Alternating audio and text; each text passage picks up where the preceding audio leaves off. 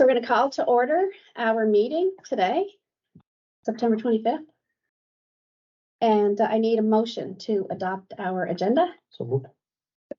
So moved by Nathan Oblinus and seconded by Stephanie Thorne. That's right. Are there any? Just say that it's being recorded. Okay, sorry, I forgot to announce that this meeting is being recorded for anyone that wants to view it or anyone that wants to dial in and see it. So are there any conflicts of interest to declare? If there is, please fill out our conflict of interest forms and give them to Diane. And now we're on item number 4, new business. So we have a presentation by Quad New Brunswick, and we'll ask you to come up and do the presentation. I stand here, I stand there. They're all good there, yeah. I stand here, I might have problems because it's a little. Move it far closer. away. There you go. I'll just move it here.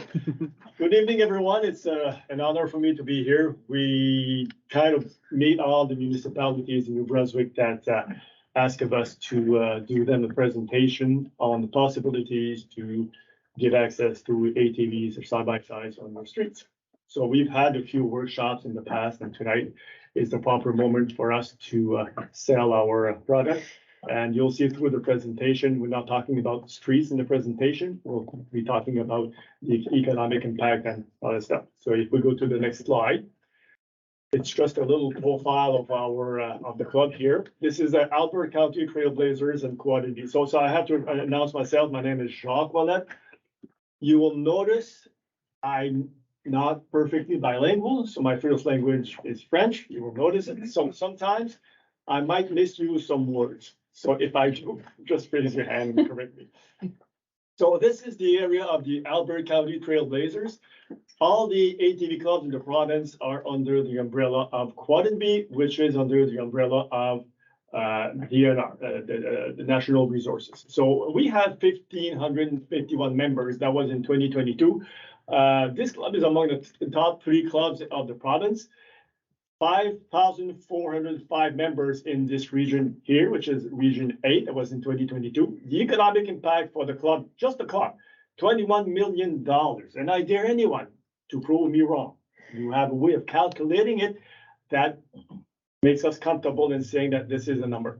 So the regional economic impact is $60 million. The provincial economic impact in 2022 was evaluated to $458 million, based on the 58,000 quads registered last reported by Service New Brunswick. So those numbers don't include tourism activities or GDP, and 75% of our members are between 45 and 60 years of age.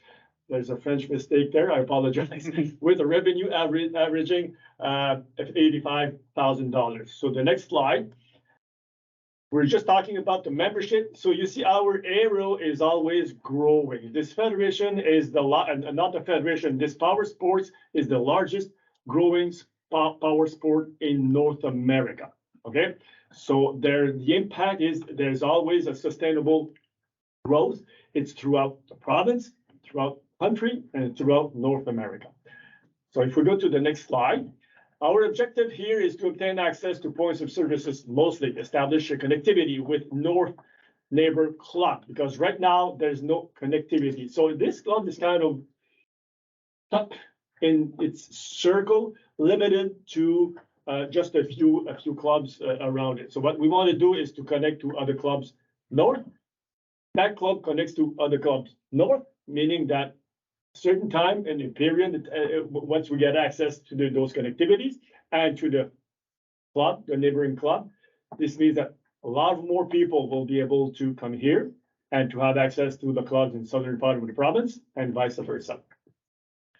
So our role also through COTW is to make sure that all those accesses are there safely, and we manage them with the proper signage. So there's a lot you'll see in next week's presentation with the what we call them the trail police. You'll see it's a lot larger than just COTW. So it was proven that any new connection of trail or an addition to points of service increase the membership and brings in new enthusiasts and tourists. The next slide. Okay, we'll skip that one because usually I show you where the connectivities are missing. So the off-road vehicle act states that a municipality may enact bylaws subject to the approval of the minister, designating highways or parts thereof along or across with which off-road vehicles may be driven. And B, regulating or prohibiting the use of off-road vehicles. That's in Article 37.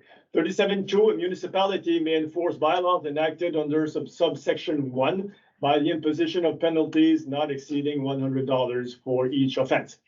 So as you can see, this is allowed by public safety and Department of Transportation. What we need to do is to have a bylaw from the municipalities. That's the first step. We'll see the steps further on. So those are the municipalities that are already giving access to quads in New Brunswick. So you see Bathurst, we say 2 additions. There's a third one being added right now.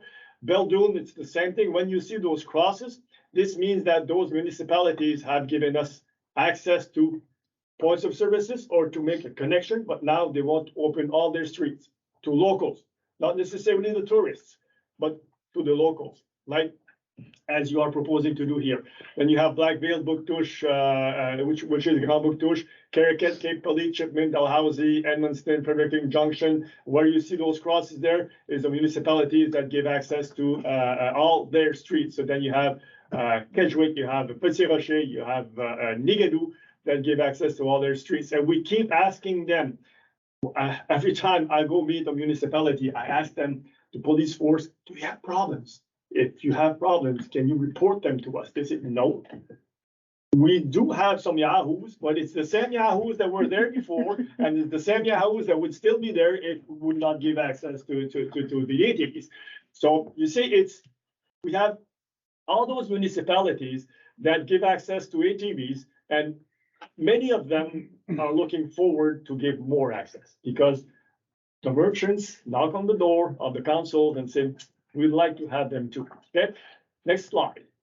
Municipalities supporting access request of a club. So then you still have the list of Blackville, Beldoon, as I mentioned. You have the whole list there that you can refer to. And where you see those stars waiting for the final bylaw approval from DPS or highway usage permit from DTI.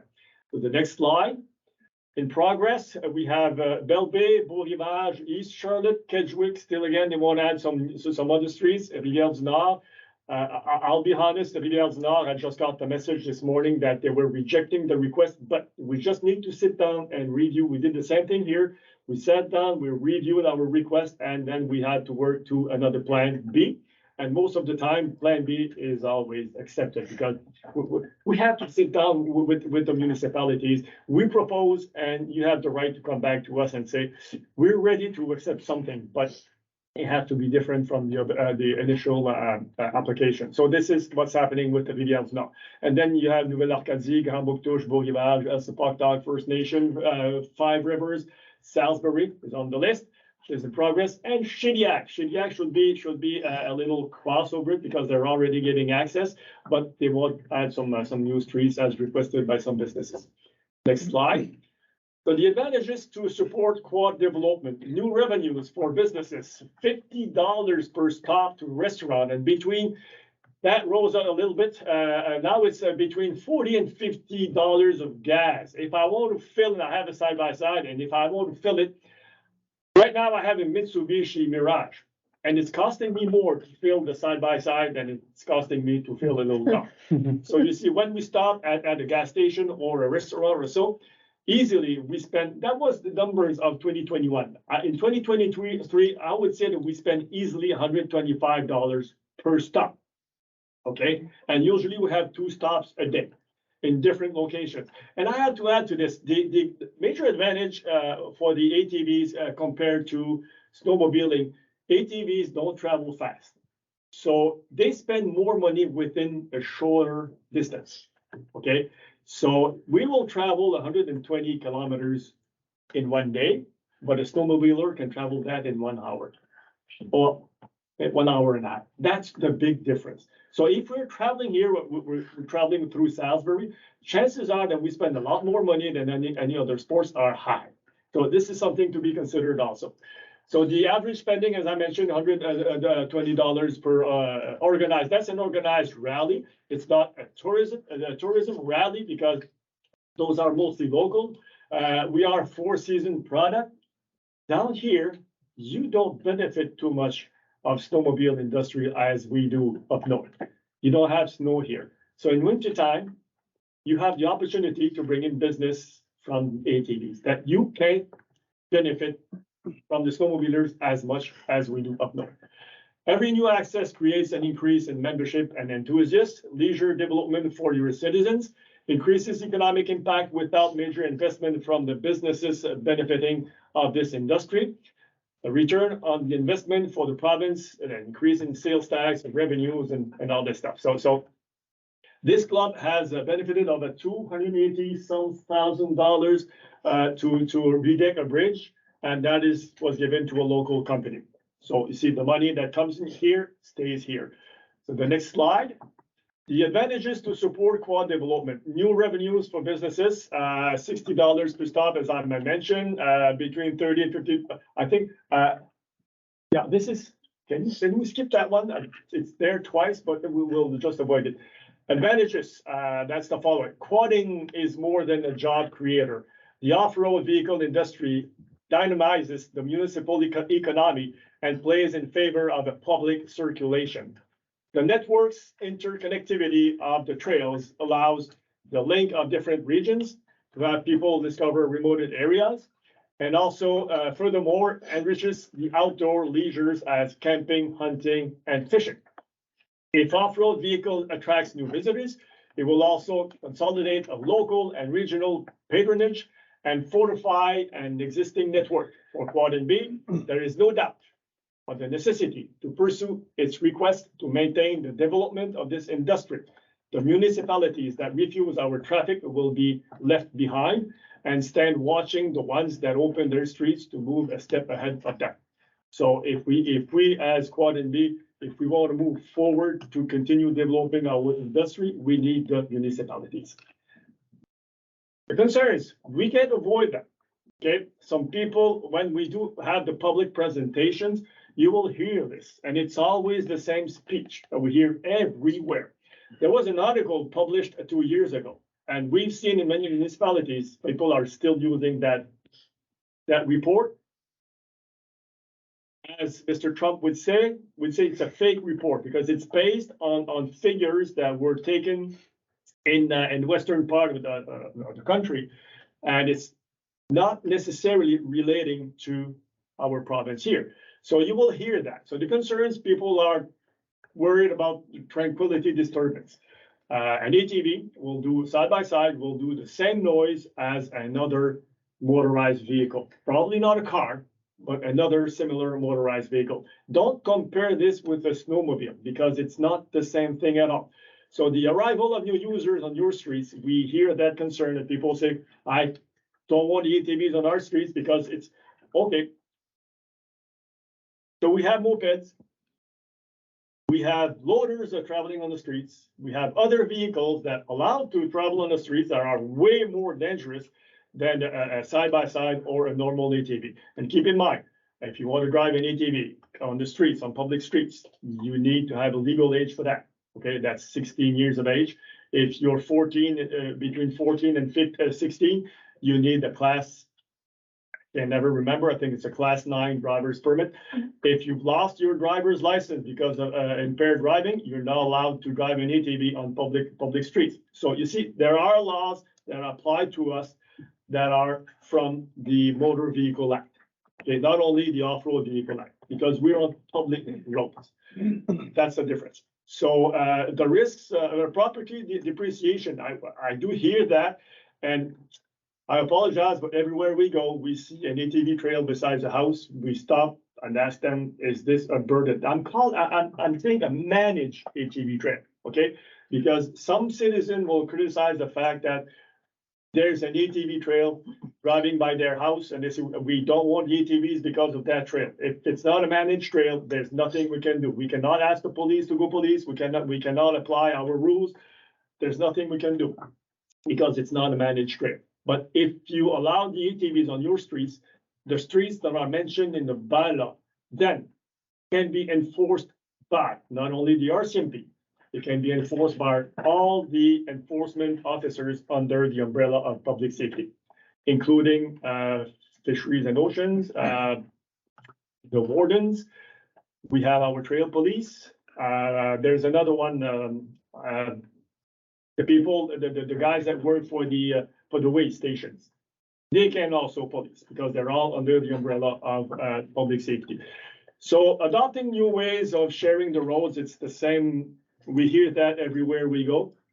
Those concerns are repeated from people in the hall. You'll hear them. And what we can answer to that is that we're a leisure. So it doesn't mean that we will invade the streets weekdays.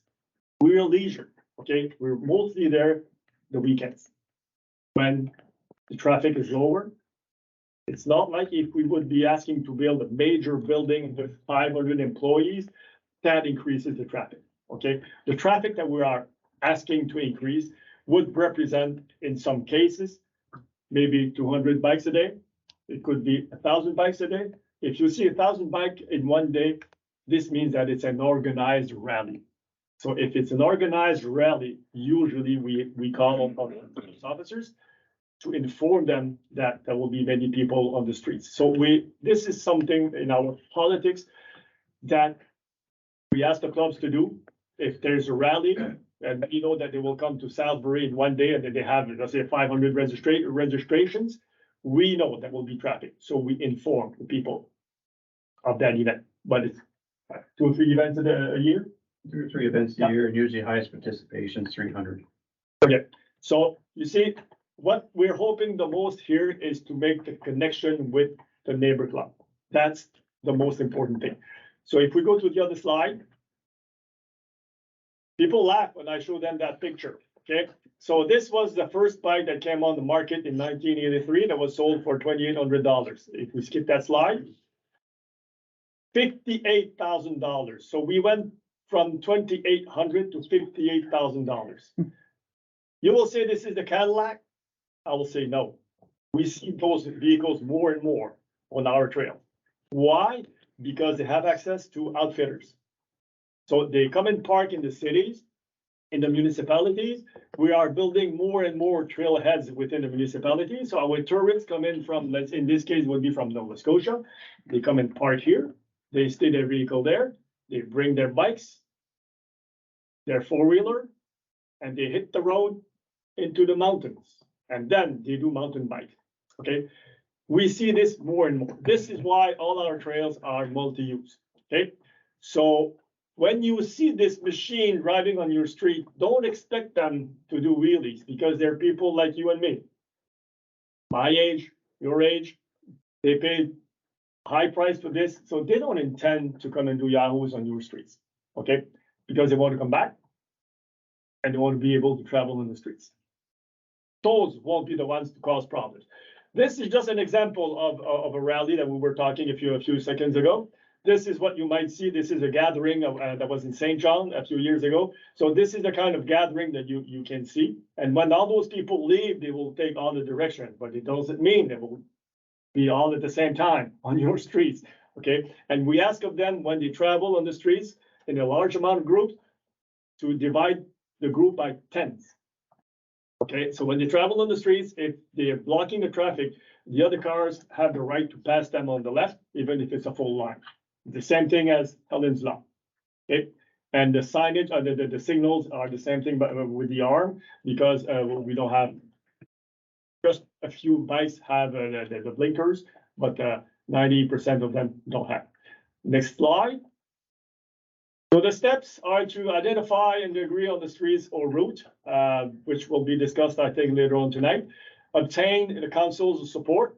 Go to a public consultation as it makes the council more comfortable in taking their decision. I think this is already planned for next week. Austin, is that it? 2 weeks. 2 weeks? Yeah, October 18th. So Okay. I guess almost 2 weeks. Yeah. So to get the written motion from the council, as soon as we get that, then we send the application to transportation and infrastructure. If the streets belong to DTI, and that's our responsibility, because since 2020, we can now include the provincial roads into the bylaw. Before that, we couldn't. We had to go through highway usage permit, which would extend the process. But since we can avoid that, it goes quicker. So then we write the bylaw. That's done jointly, the federation with the administration. I think this is already done. Okay. So then we proceed the first 2 readings, that's done by the council, send a copy of first 2 readings of the bylaw to public safety. It's done jointly again with COTW and the council. Or the administration, go to a public consultation if it's still required, obtain the letter of confirmation from public safety. They will come back if there are modifications, or they will confirm if they need modifications, or if they approve it. Then proceed to the 3rd reading and adoption of the bylaw. And we have the 12 and 13 are really important, because we never open the streets until we've had a public presentation. That's not a consultation. That's a presentation. We chat with people. We have the officers there. We explain them how they need to behave, what will be the rules, the bylaws. The bylaw was approved or on the streets. So we take an hour and a half with those people, and then the people in the hall. It can be enthusiasts, or it can be citizens from the municipality. So, but they're not there to complain, because it's too late. The bylaw was approved. Okay. And then we gave about a month to work with the club to set the signage, the proper signage, and then we take care of everything. The only thing we ask then to the municipality is to the staff to pour in the posts with the signs. But in this case, there are not too many. So next step is the video. If you have questions, I'll let the video roll. This was taken in Bathurst, and that's an approved bylaw. This is a 10,000 cars a day bridge, and we've been traveling on it for the last, I think it's 4 or 5 years, and we have no problems. So The video won't play because we converted it to a PDF. That's our fault. That's okay, our fault. no. Sorry. No problem. But anyways, you see in that video, you see how the combination and the blending is done properly. Most of the time, cars wave at us and say, "Hi, okay, you go by." So that's how it works. Questions? I thought it was a really great presentation. Thank you. Just out of curiosity, the bylaw, would that also include the snowmobiles then as well? Nope. No, it's 2 different parties, because the snowmobiles cannot travel on the streets. That's the big difference. So they have to do it on their own if they won't have access to some amenities. Yeah. So you were talking about the connection, and there wasn't a map to go to. Do you have one that we can get, Yes. just so that we can see what it looks like? We'll speak to some of that in our presentation too, Okay. when we explain the access points, Yeah. but we can, what we'll do is we'll circulate with the video, we can circulate the link to Okay. COTW's map too. And we had discussions with Austin, that was last year, Austin, correct me if I'm wrong, or earlier this spring. We did, when that happens, I take a drive here and I just sit my vehicle for a few hours and study the traffic, how it goes. So we proposed 2 options, but the staff came up with a decision which it would be the best way, and which we homestead, which we approve fully. Yeah. It's on the other side, right? It's on the other side of the homestead. Yeah, it connects to Trail. it connects to a different, yeah. So it would use Homestead, and we'll speak to some of the reasons why we were leaning towards that option. It's based on insurance input, basically. So there's kind of reasoning behind that, but I'll point out when we get to that point where the connection points are. Is there a planned provincial trail like the Snowmobilers Trail? Yes, And this access would be part of it, perfect, okay. which is major, because then you have all the traffic Yeah, of New Brunswick. yeah, that's important. It is. I'm sorry, Phyllis, can you explain that? Well, like the Snowmobilers Association has a dedicated provincial trail, so people coming into our province typically would follow that provincial trail. Okay, There's several clubs, like, I don't know, let's say there's 50 clubs. It doesn't mean they're gonna go to every club, but if you are on the provincial trail, it's a benefit to be on the provincial trail because that's what the province That's where the tourists- advertises for tourists. right. Is That's the where they are. provincial trail. So people coming into New Brunswick will follow typically that provincial trail system. So if we're part of that provincial trail system, it's a huge benefit to the municipality. Yes, because we call it Trail Number 10. Okay, Yes. and that trail is meant to go all the way around the province. If I take, for example, up north, just one club spent $3 million in the last 3 years to make the connection, to be able to connect to Miramichi and drive all the way up to Perth Andover, Edmundston, Campbellton, Dalhousie, come back to Bathurst, go through Bathurst, get the Acadian Peninsula, and come back to Miramichi. That's the AT, or the snowmobile trail. Nope. That's an ATV trail. It will be an exclusive. Well, I can't call it exclusive because some sections are shared where it's possible to do otherwise. But it will be an ATV trail. But that's typical, having some shared components, like as you Right. go through, that you do have to share it with the Snowmobile Association because it's already built. Yep. Right, But we try to keep them as low as possible because, as I mentioned a few minutes ago, we're not the same sport. We are a sport of slow traveling. Okay, once we do on an ATV, if you do a day of 260 kilometers, I'm telling you, when you get to the hotel at night, the sleep is quick because it's exhausting. Exhausting. And in this area, we have different level of challenges which go on a scale of 1 to 10. And one is, it's an easy one. But in this area, you get them all, 1 to 10, all of them. So some tourists look for it. For example, I got a call from Maine last year for a couple, the father, the wife, the mother, and 2 kids. They had each their own machine, and they wanted to go in an area where it was the skill level had to be high. So I sent them here, and they loved it. But some of the people will come from the Ontario. They will say, no, we're 75, we're 70, 75, we want a smooth ride. So then we will send them where they will be able to find a smooth trail. Oh, right, so I can call you and you can tell me where there's, I stopped doing this like 4 years ago. Oh, really? Because most of the time I had to go out by myself. Yeah. And I don't want to go somewhere where it's really difficult all by myself. Yeah. So I just want a nice leisurely, so You're in my club. I just stopped going out. Where would you send him looking for a leisurely ride? Well, if he looks for something really, really smooth, that will be up north. Okay. It's not because their trails are better. It's because it's mostly flatlands and the roads are a little better. Not to take down their trails here.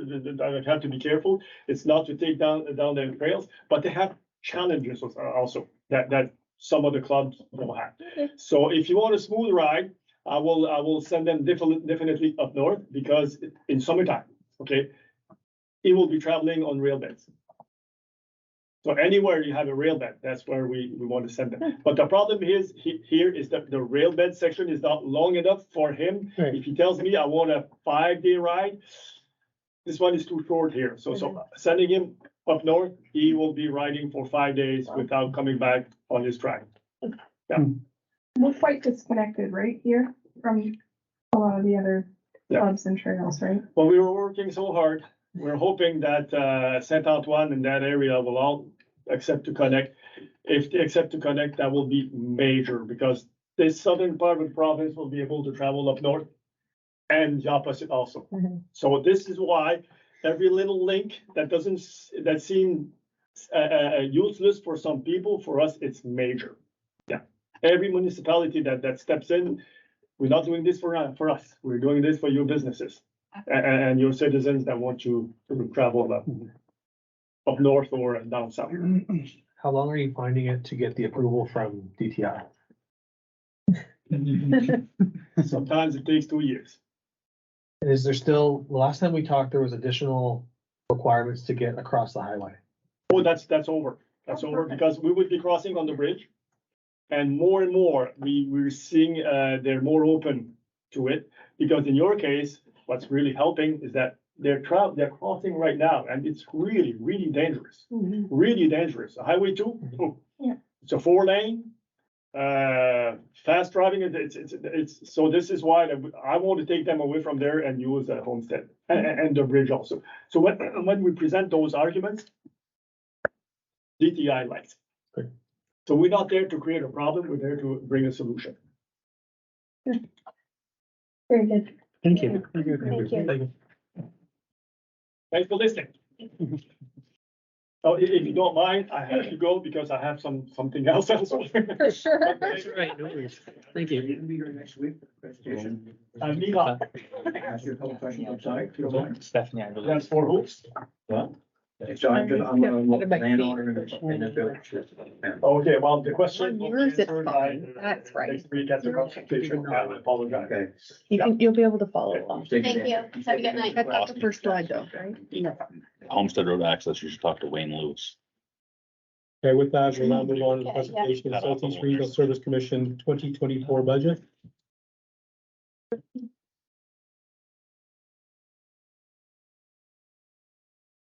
Hello, everyone. My name is Ronald LeBlanc. I'm the CEO of the Southeast Regional Service Commission. Thank you very much for the invitation to come here to talk about the budget and how we got to where we're at today and so on. And we'll be happy to answer some questions. So for some of you just to know who the Southeast Regional Service Commission is, we provide services for planning and solid waste, which you guys probably remember with Eco 360 and Plan 360. With the new reform, we also do economic development, community and social development, regional tourism, regional transportation, and infrastructure cost sharing. So we've been working for a little while now, working on these new services and working with stakeholders, working with our mayors. So we represent 12 municipalities in one rural district, and all of the mayors in the region are our board members. So that's how it sort of works. But we've been doing a lot of consultation, working with lots of different people and stakeholders, trying to get the feedback. We've been working with the administrators, board members, stakeholders in all of these industries to try to get the message from the ground up as what we would like to do as a region. So hundreds of meetings, lots of consultation. One of the good things, we represent 25% of the population, so we're one of the largest, we are the largest regional service commission in the region. We've got a good board that works hard and works collaboratively together. So some of the key issues from the board that's come up is that, we're wondering how we can improve the services we offer to the residents. We want to think regionally.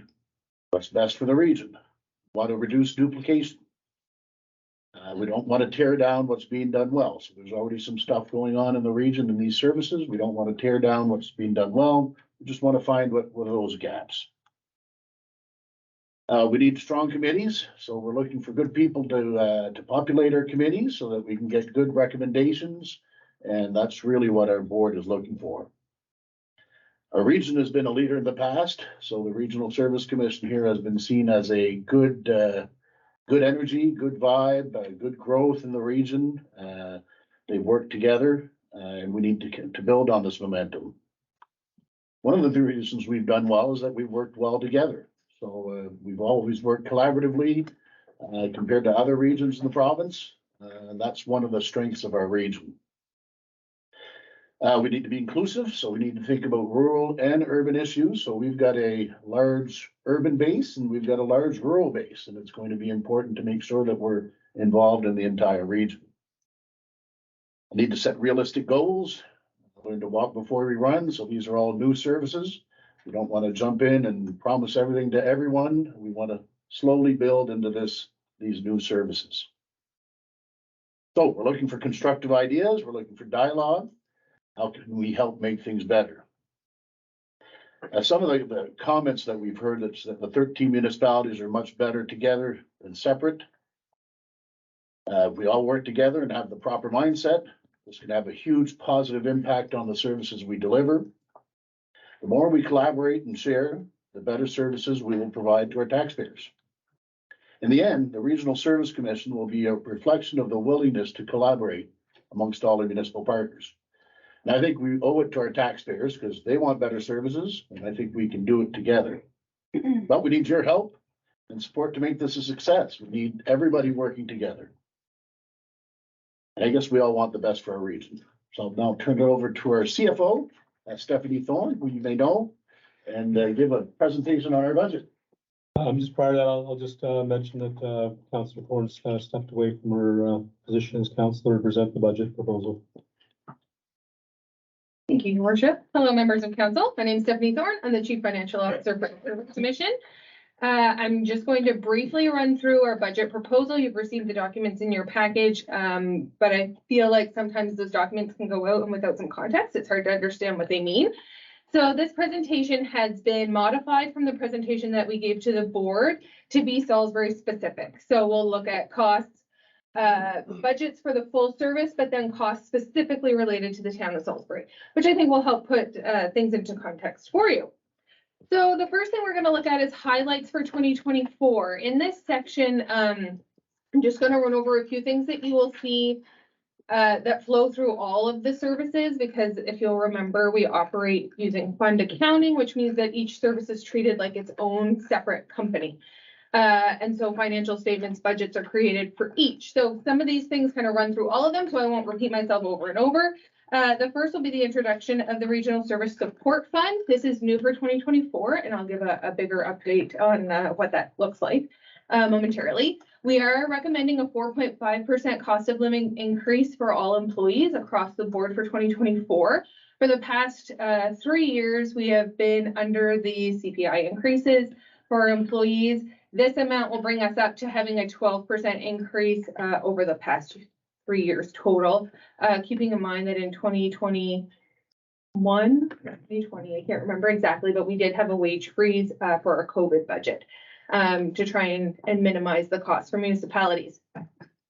Next, you'll see in all of the new services that our standing committees have been created. They're working now diligently. We're looking to have between 4 to 6 meetings for each of these standing committees throughout the year. Also, we'll have some working groups branch off of them because we're now in a position where we can start working on specific items.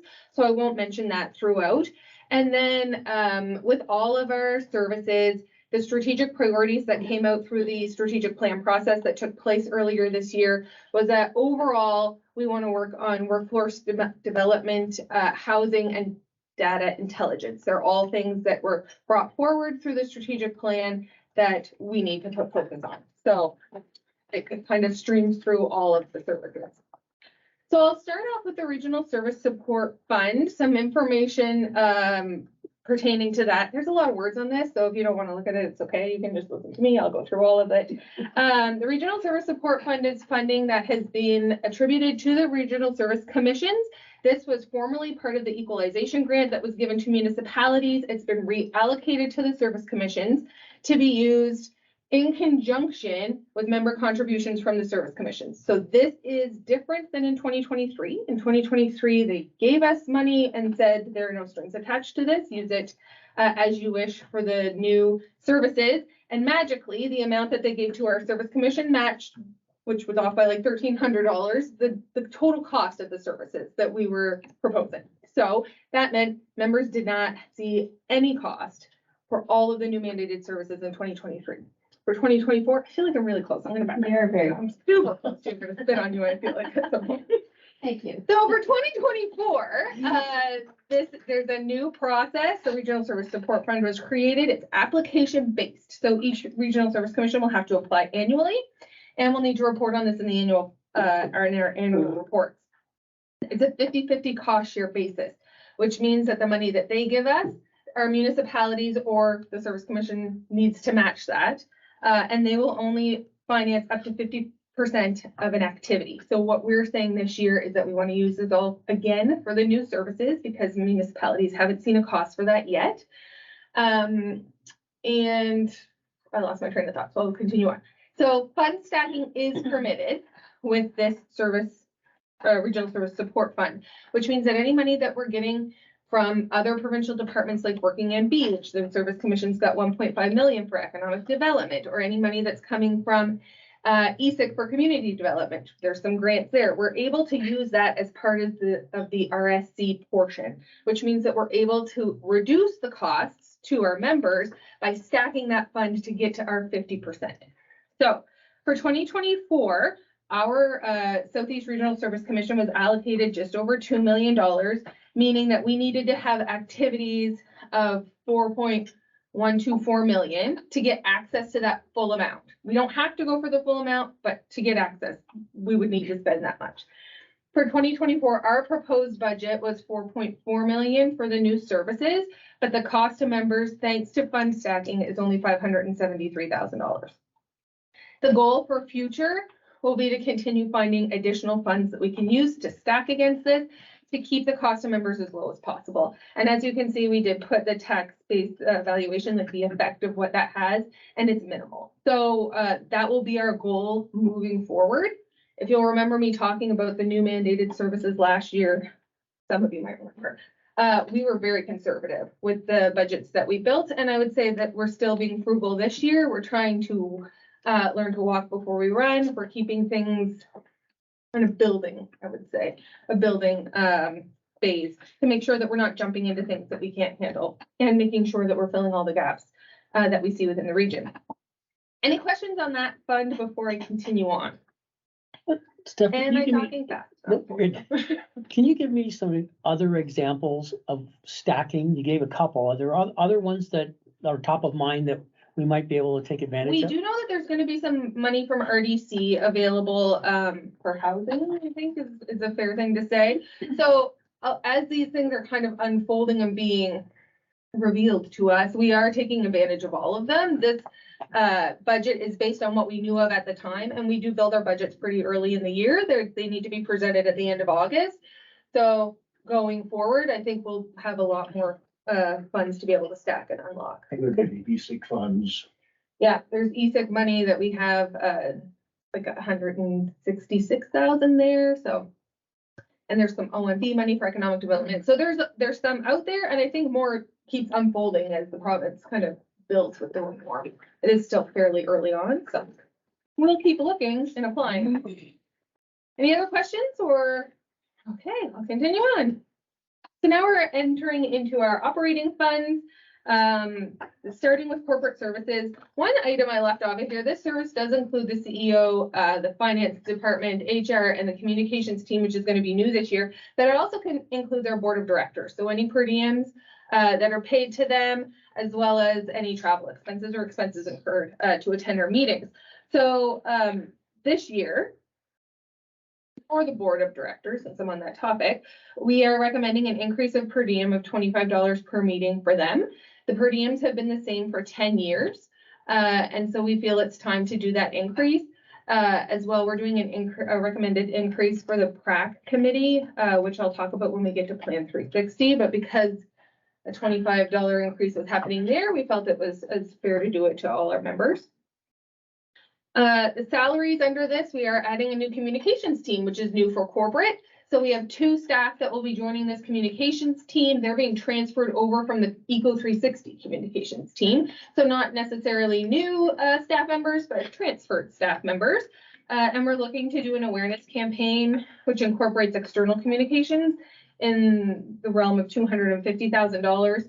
Now that the service commissions have taken on so many new services and are now more publicly known out in the region, it's important for us to have a communication strategy going forward. So they'll be working on that. And we have one other employee who's we're adding to our budget. This is more of an IT/office management position to help my team with the ever-growing IT concerns and office management that's taking place as we continue to grow. Next, we'll move right along to other mandated services. So corporate's kind of on its own because it's funded through all of these services that we're going to talk about now. So members don't pay into corporate, but they pay into the next ones. So Eco 360, I've put up here a little bit of Salisbury specific information. The budget's increasing by 1.07%. The cost of the town of Salisbury is only increasing by 0.88%, and this is based on the number of residential units within the municipality.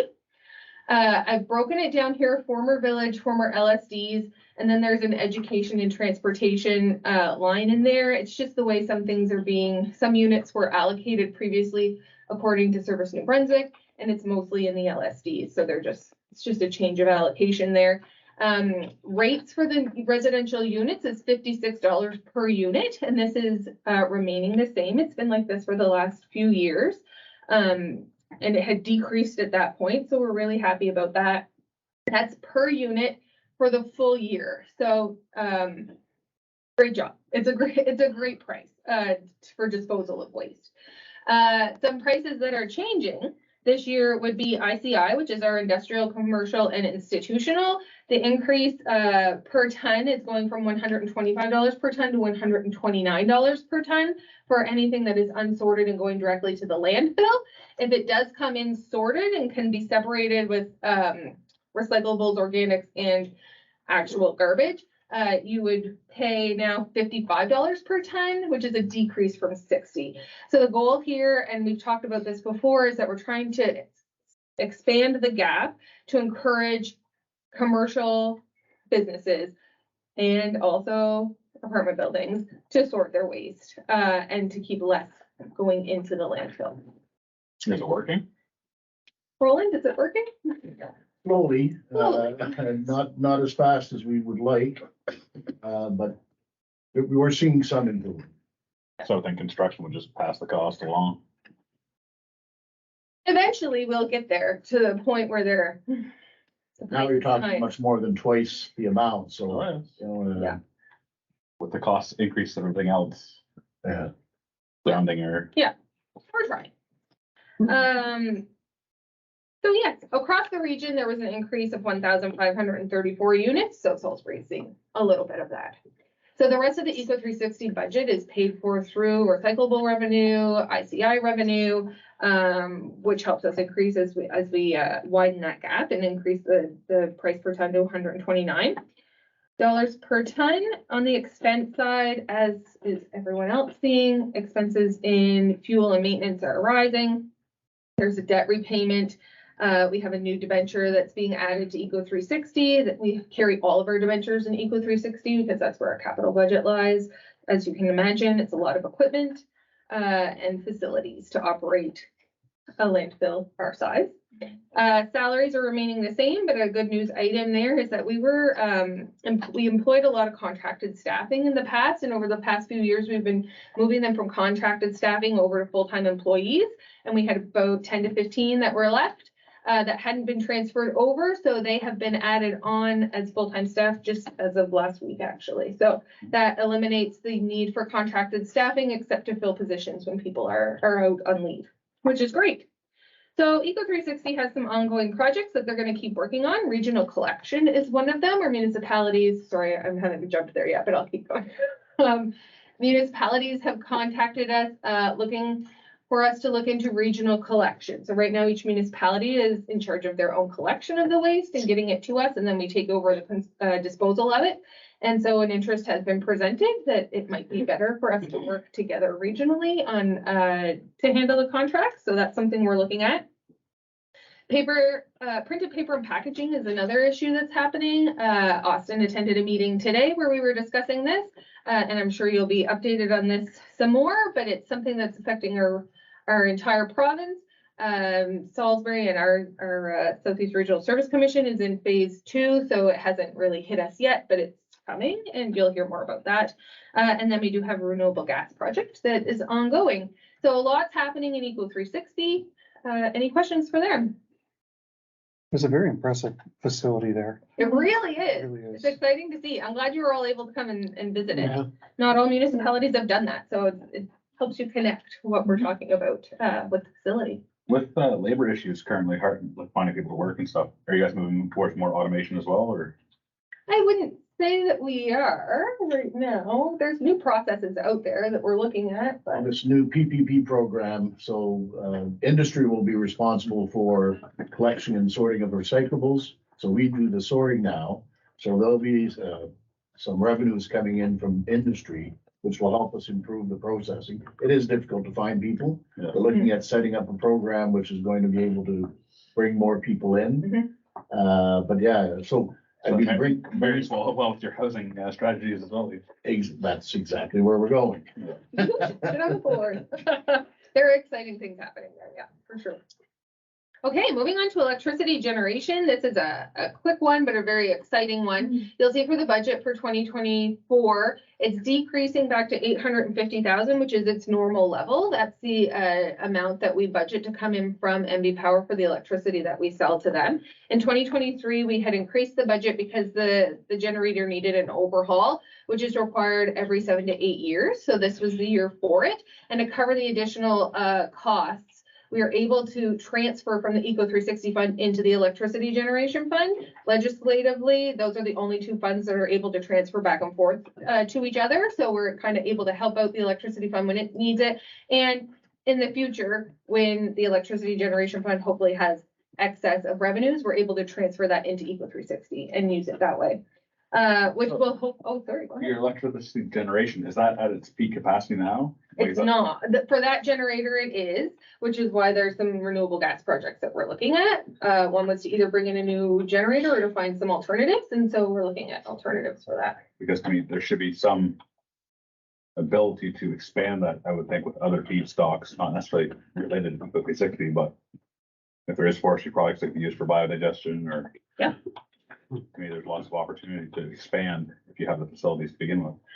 Our request for proposals made it that large. We said, look, we've got all of this product that we produce internally. So whether it's cardboard, paper, those products, we have all of this gas available. Yeah. And your power should be banging down your door. Yeah, well, exactly. No, it was quite interesting as a process. Yeah, so there's exciting things coming there for sure. In 2026, the debenture that we had bought, I guess, to open and start with the generator project, it will be paid off at the end of 2026. So there will be extra revenues there as well that can be switched over to Eco 360, which is exciting. For the town of Salisbury, zero cost. This is self-sufficient, this service. So any of the money that we bring in from MB Power currently or any future revenues will just cover the cost to operate. Next, we have Plan 360, which is our local land use planning department. The budget for this increasing by 9.48% for 2024. Cost to the town of Salisbury, only 0.08%. And this is due to some reconfiguring with other municipalities that were under contract. So those were adjusted, which meant a really minimal cost increase to the town of Salisbury, where you would have seen a larger one last year for 2023 with the addition of the local service districts into your municipality. We put some interesting facts about permit revenues for 2022. Total permit revenues within the entire commission were 1.5 million, which was 52% of total costs. So the great thing with this service is that the costs of your permits that you're billing to your residents, we're acting as a third party to get those costs, and then we give them back to you. So those revenues can help significantly cover the cost of the service. 52% of total costs is what this covered in 2022, and that's Service Commission as a whole. For the Village of Salisbury, so this was pre-reform, so this would be specific to Ward 3. In 2022, revenues that were brought in were just over 17,000, which covered 27.63% of your total costs. I also took a look at 2023 revenues up to August 31st. So you brought in just under $42,000 in permit revenues, which is 16.48% of your total cost. And you just had changed, I guess, the way that your permitting costs are happening. So you should see this number continue to grow as development continues to grow in your municipality. Some of the expenses for Plan 360 this year, as I mentioned before, for the Pratt Committee, which is the Planning Review and Adjustment Committee, they meet monthly to assess things like waivers and stuff that's being brought forward to the municipality. We're increasing or recommending an increase of per diem of $25 per meeting for them. This brings them up to where they should be in line with all other Pratt committees that are and PAC groups that are meeting within the province. As well as adding 2 additional members to our current PRAC, bringing them from 9 members to 11. We also have budgeted 1 new full-time employee here, but the cost of this employee will be partially covered by some new services that have been requested by specific municipalities, so they'll be covering a large chunk of that. So that's everything that's happening in Plan 360. Any questions before I move on? Okay, great. Collaborative Regional Services. This is where we house the Shoreline Trail Project, which is looking to connect all municipalities in our region eventually. And it's being funded primarily provincially right now, which is great news for us. And some regional land use planning happens within this service. The budget is increasing by 2.29%, but the cost to Salisbury is decreasing by 19.08%. The reason for this is that the Public Safety Committee was originally in this service.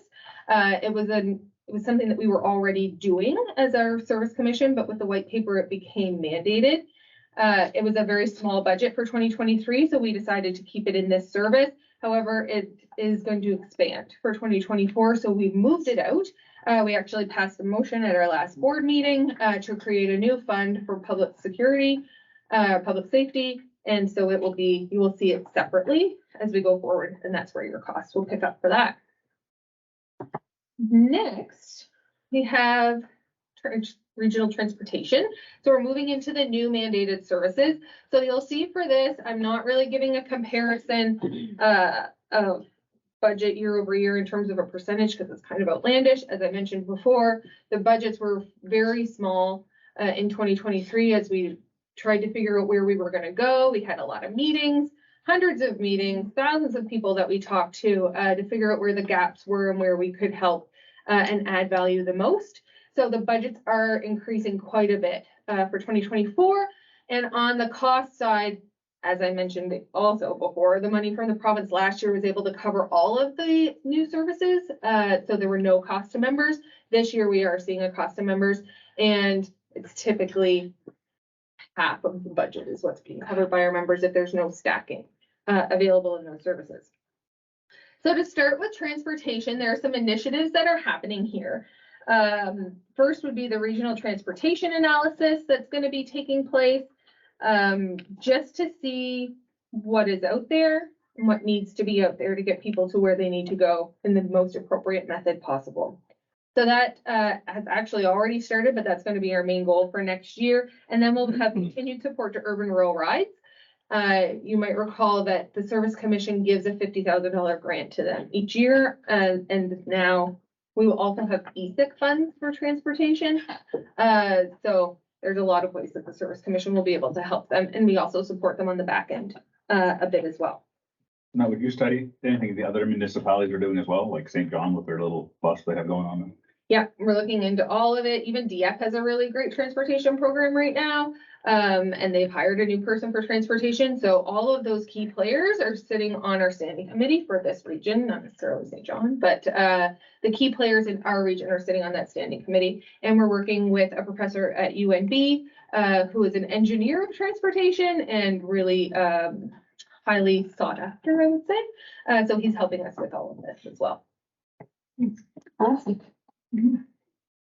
Okay, we'll move right along to community development. Community development initiatives this year would be the continuation of our help seeker study. This study was started last year, I believe, and there are 3 phases for it, just to look at what is out there in terms of organizations that are working in the community and social development fields, and in hopes of finding where we can fill the most gaps. We're also looking at a pilot project for 2024 for food security for school-aged children, and then looking at housing opportunities, which have already been noted as something that's in significant need in our region and the province as a whole. Provincial funding that we were able to use to stack with the RSSF fund is the 166,000 that I mentioned was coming from ESIC, which is the Economic and Social Inclusion Corporation.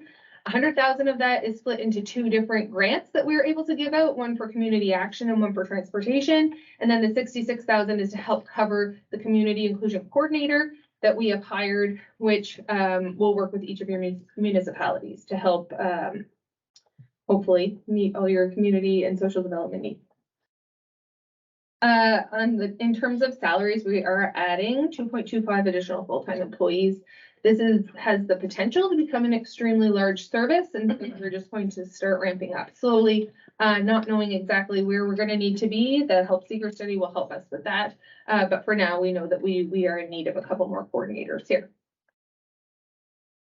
I also just want to mention the goal of this is not for the Service Commission to do or offer the services. We're here to be a facilitator for the over 300 organizations that are already out there doing good work. And so we're looking to fill the gaps and add value as needed. Does that involve coordinating as well? Yeah. Between the 300? Yeah. Because Roland says this a lot, everybody's doing something, not everybody can do everything well, but let's partner them where we can to. I'm sure some pilot as well, so trying to break down some of those. Right, so we have had meetings, hundreds and hundreds of meetings where organizations sit down and none of them have ever talked to each other before, but they're doing the same thing, but maybe slightly different.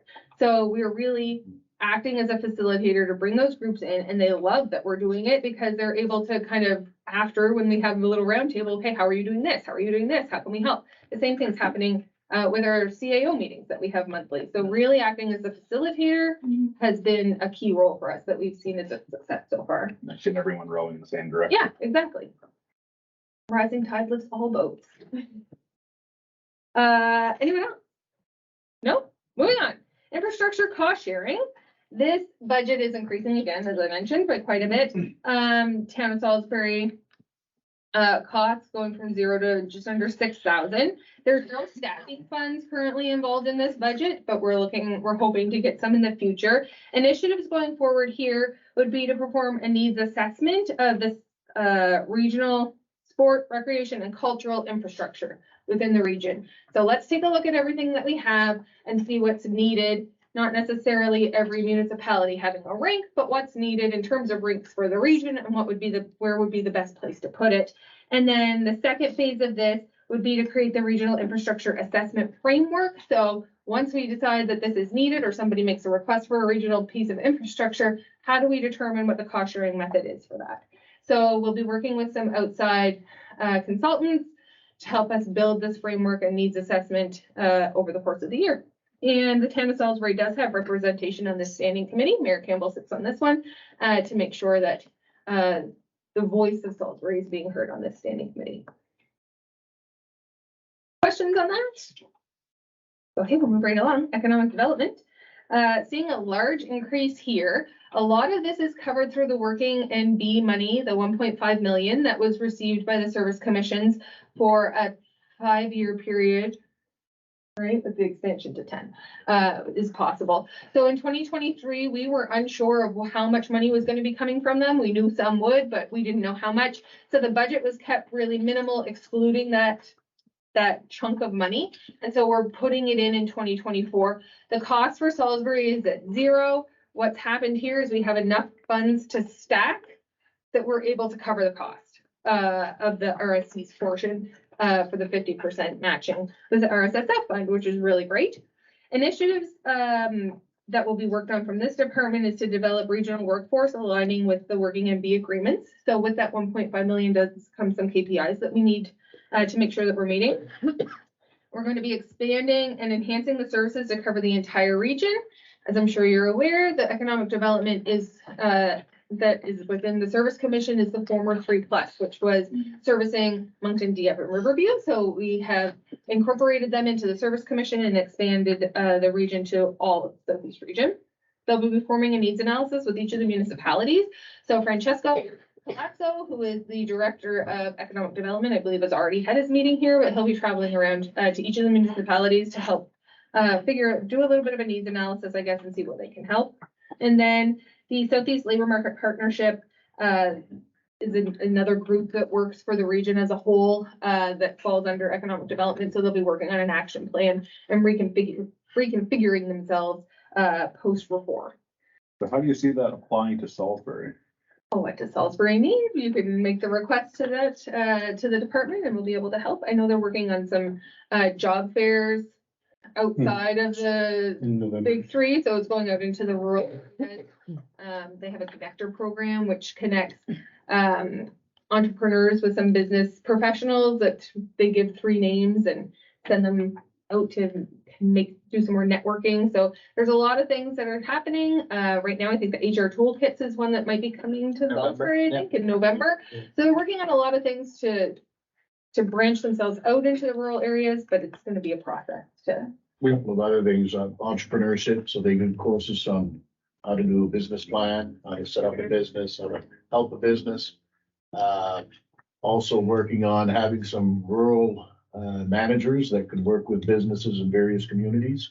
So just trying to help out, and it's really finding out what are the needs of the communities and how can we best help, so. Everything for nothing.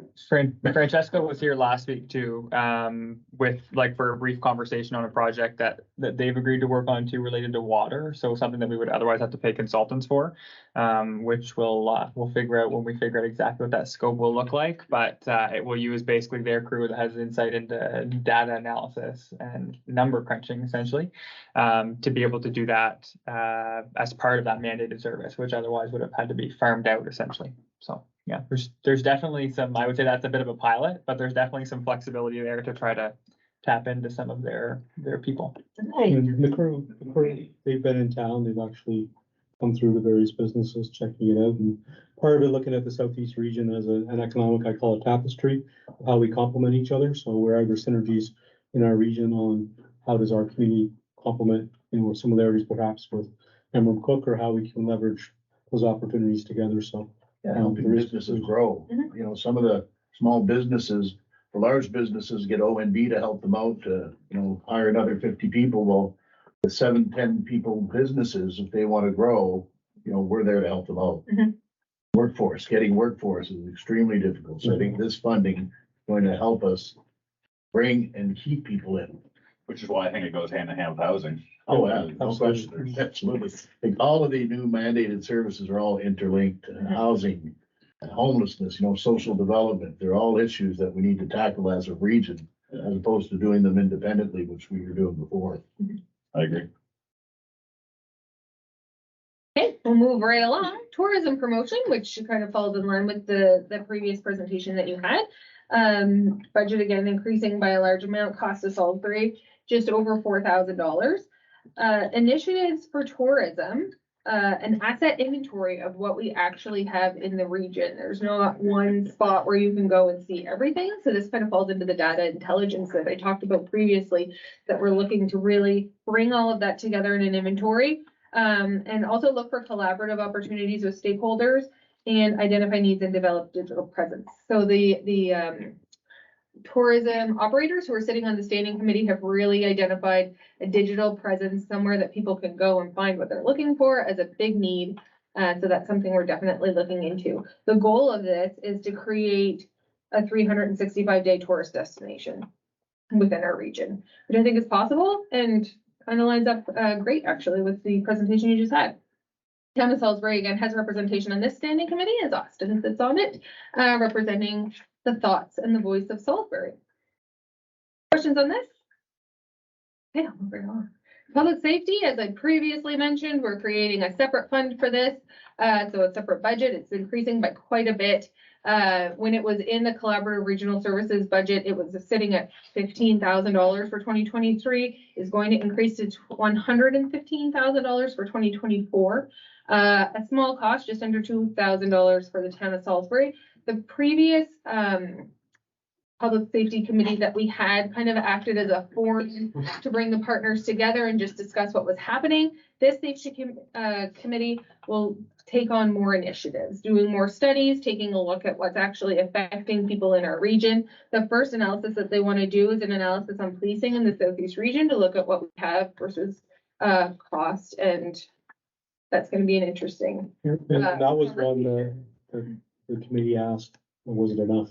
Because it is a serious issue, but that's one again, whether there is stackable money Exactly. available, there's good opportunity there could be. But again, it was like, I give the Service Commission credit. We didn't have anything like this before. Let's go and start it and see what we can tackle and stack on with the opportunities, so. And there are some municipalities who are already working on some policing studies, so we're definitely going to tap into that. So this will be an interesting one to watch going forward. That I will say that the committee is motivated to really help turn some things around in the Southeast region. Policing, fire, and EMO services are all on their radar. So they're starting with policing, and then we'll continue on. So that brings us to the end of our mandated services that are legislated that everyone participates in. We do have one non-mandated service, and I'll touch on it briefly. This is mosquito control. Mosquito control was identified, you can go to the next slide, that's great.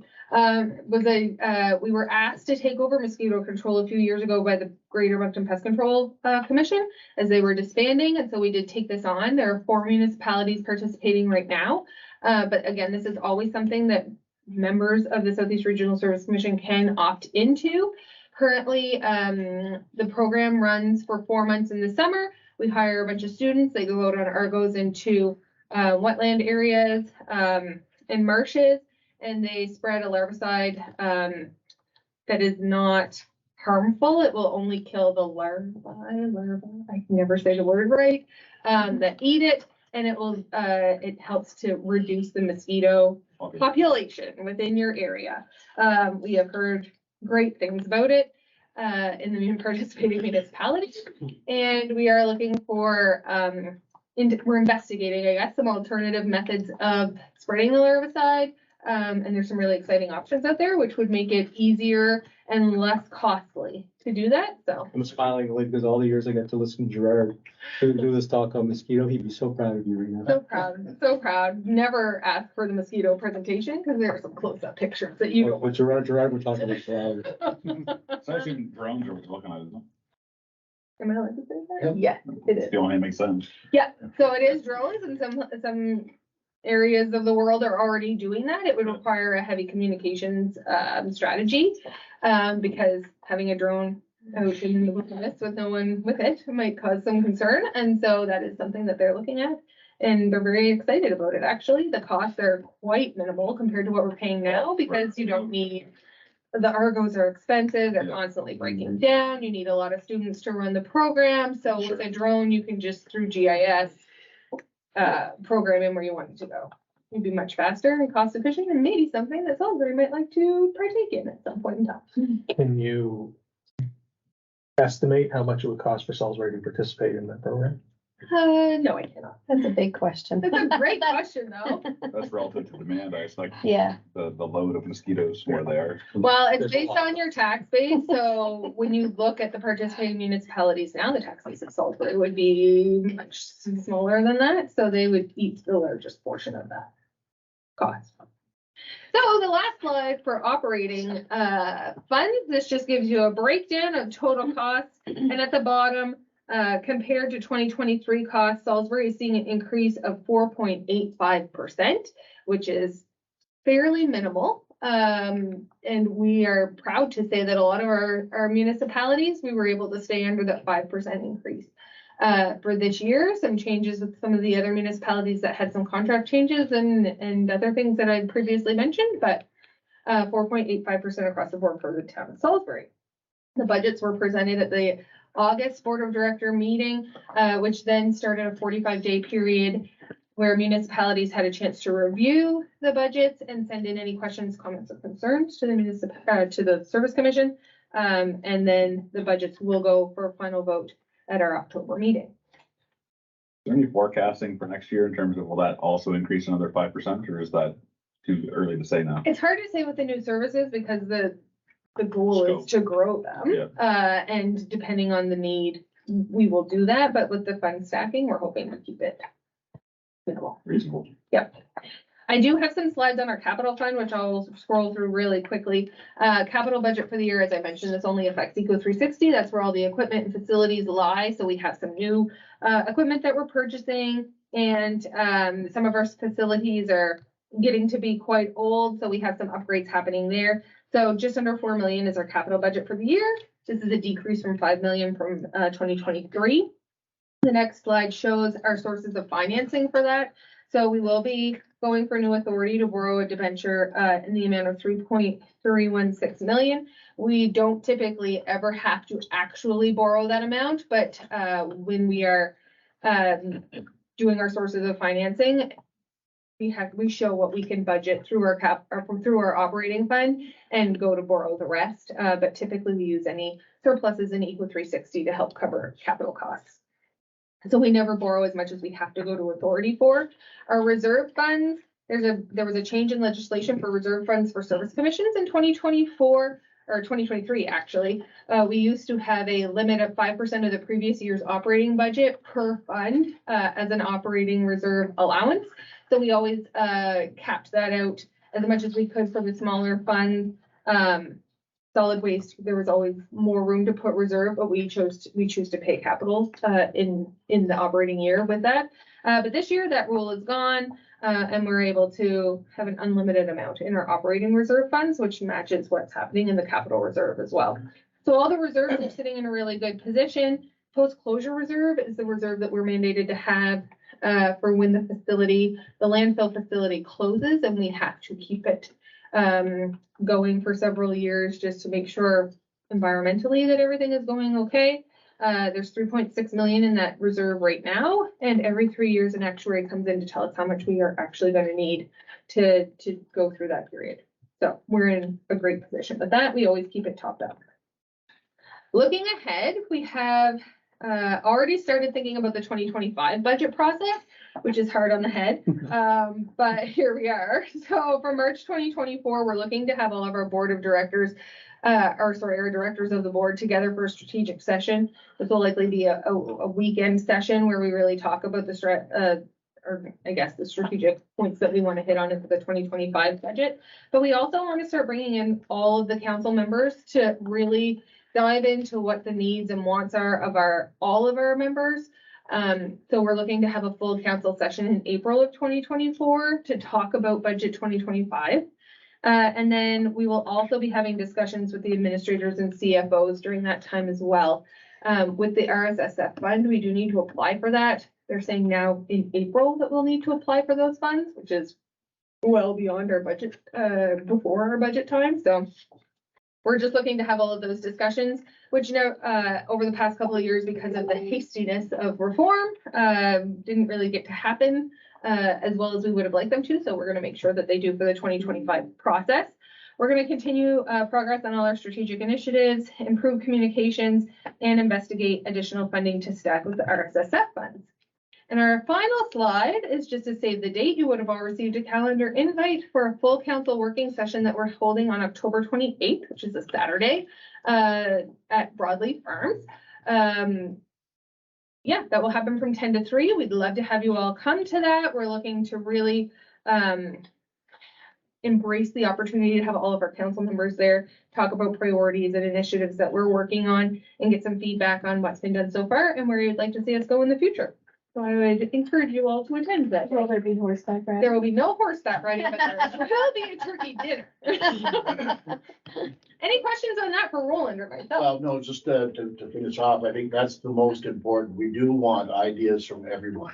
This is a collaborative effort, so that's why we want to have the group council sessions and working groups to really develop where you guys want us to go. And I think historically, it's been sort of, well, here's what we think. But no, we want to know what you think. And we want your ideas. We want it to come from every municipality. We want it to come from all the stakeholders to really build the ideas and get to where we want to go as a region. So to the question of how much do we want to spend, it's really up to all of us. And everyone around the table in the entire region to decide, look, we would like to move forward with this or that, and we can build off of that. So we really need your help and support. Very good. Great job. Excellent. Great job. Information. Thank you. Thank you, that was great. Right here. Now I'll move back. All right. With that, we'll move on to a presentation from Salisbury Fire and Rescue and an update from Chief McLeod. Expected him to have his full gear on and oxygen mask. But No, run up to the podium here. profit from that. from the run. Yeah. As Chief of Flag gets started, we want to thank you for your fundraising on the weekend.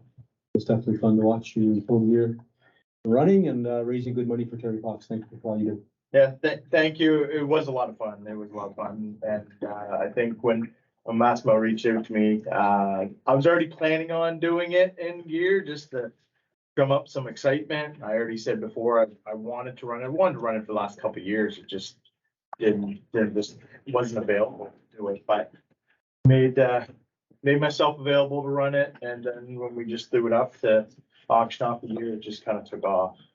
It was insane. So I'll go through kind of an update on where we are, how we've been progressing through the year. I think I came in January to kind of give an overview of 2022.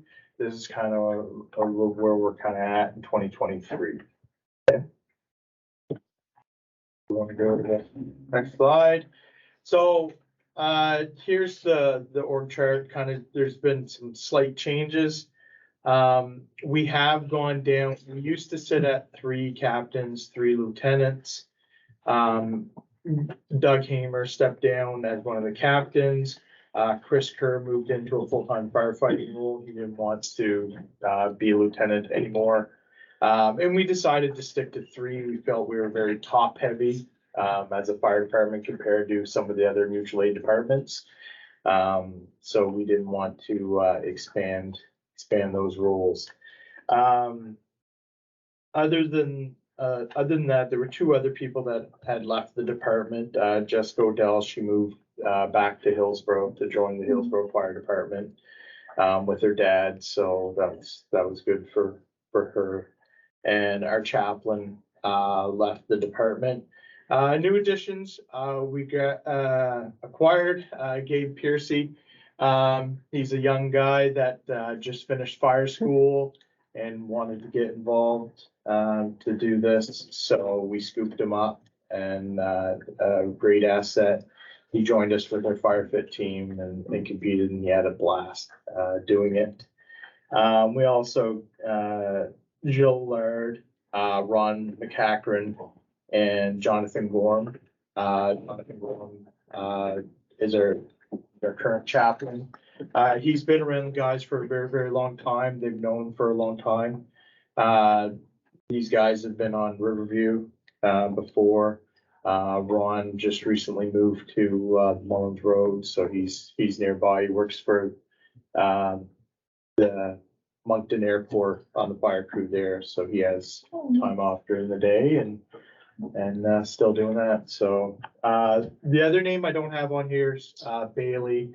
We're just getting her signed up. She's a paramedic. She just finished her paramedics course, so it's always good to have someone that's been trained, to be they're a great asset when we get some of the cardiac arrest calls or anything that's requiring a lot of medical attention. Attendance. So attendance is kind of our focus point. It's something that we're trying to drive up. We used to have a policy in place that was maintain 50%. I can tell you right now, there's only 2 people that are above 50% attendance. So it was kind of challenging to kind of enforce policy that nobody is making it, right? So we worked on moving that to a 25% attendance. Goal is to still get as close to 50 as possible. The bulk of people are in their 40s.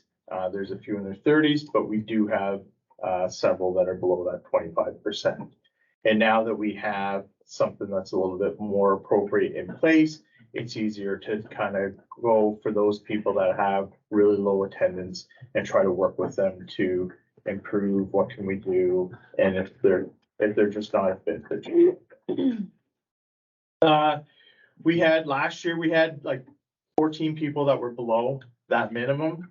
We're down to 10 in 2023, so that is increasing. Our calls, for the most part, were up. They're getting better. Our training is really the one that kind of really took off. last year, we really struggled with trying to get organized training. Sometimes they'd come down Monday nights and we would have nothing going on. And it really discourages a lot of people from showing up to attend, which then also discourages them from showing up to calls and stuff. They just feel disconnected. So we're really putting a focus on training this year.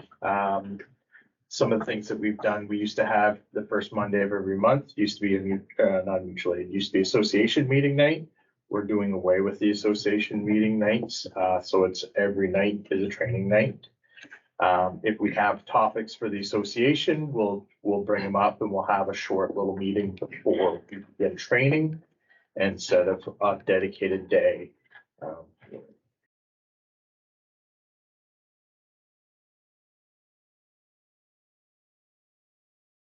So the calls this year, we're significantly lower than last year. The major contributing factor to this is the weather. We've had a lot better weather. We've had a lot of rain, right? Everybody knows our summer's full of rain, which then you have less grass fires, less structure fires, just less of everything. But also you can see January in 2022, we had a lot of motor vehicle accidents. We had a bunch of storms go through.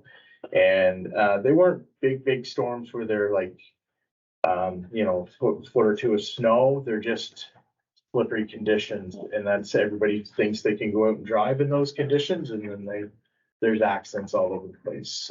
We didn't have that this year. So they've been down. The way we're trending, we're expected to be, I put there 169 calls. I think, no, I didn't put that, but yeah, we're gonna be much lower than we were last year. I don't expect that to go up anymore. Next slide. Fires, last year we had a lot of structural fires. I think we're at close to 15. We've only had 4, or I got it there, 15. We've only had 4 this year, so really low, but we've had lots of vehicle fires, grass fires, and other fires.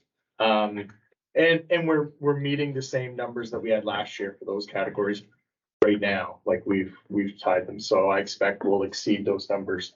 We just had another vehicle fire this morning on Main Street. So they're on the rise. Yeah. Is it the same thing starting the fires, or it's just negligence, or people? It doesn't look to be arson or anything like that. It just vehicle maintenance. Because I was hearing some of the EVs and stuff have some problems with fires due to. We haven't had any EV fires at this point. Is there a problem to even fight? That's my understanding. Yes, there is a problem with trying to fight an EV fire. Yeah. We actually had, and to kind of segue a little bit into training, we actually had someone come down with some EV and do specialized EV training for us in the springtime to go over what to do, knowing that, we expect to see more EV cars, where it's got theirs and their charging stations and what to do and how to be a little bit more prepared.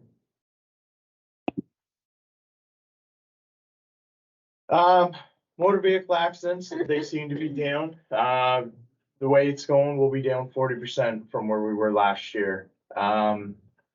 The photo there on the left, 4 people in there, they all lived. Don't ask me how, but they did. And the one on the right is like the big stop where the bike hit so hard that it sheared the lug nuts off the wheel. The bike is actually split into 2. I don't know the results of the patient, but he was not very comfortable at that time. He was very banged up, and it was a big accident there. How bad is the big stop for accidents? It does seem like it happens fairly. Mostly they're small. Yeah, we do get a lot. Slow accidents. Yeah, they're slow accidents. They're small. It's usually the intersections, by the homestead, where there's a high rate of speed going on. And then for whatever reason, that dip by where docks is, everybody likes to wreck there, but yeah. And, yeah, we had 2 fatalities. I think they were all just recent. We had a transport truck driver was just an unfortunate situation, where they just got kind of pinned in between the truck and, the ground. Would have normally survived. It was just unfortunate what happened. That's the one where we, to extricate the guy, the diesel tanks were full, they were all leaking. They were not running down the ditch, they all pooled up to our knees, and we trying to get the guy out. We ruined 8 sets of gear trying to get that guy out of there. And yeah, it was a long night. I think we were there 4 hours trying to get that guy out. Because trucks are very, very heavy. It is very, very wet, muddy ditch, and there's not a lot of points to get leverage to lift a truck. Not loaded for sure. Not loaded, full of car parts. Right, very, very heavy. Okay, medical calls, alarm calls. Our medical calls, we are seeing a reduction by about 8%. They are going down.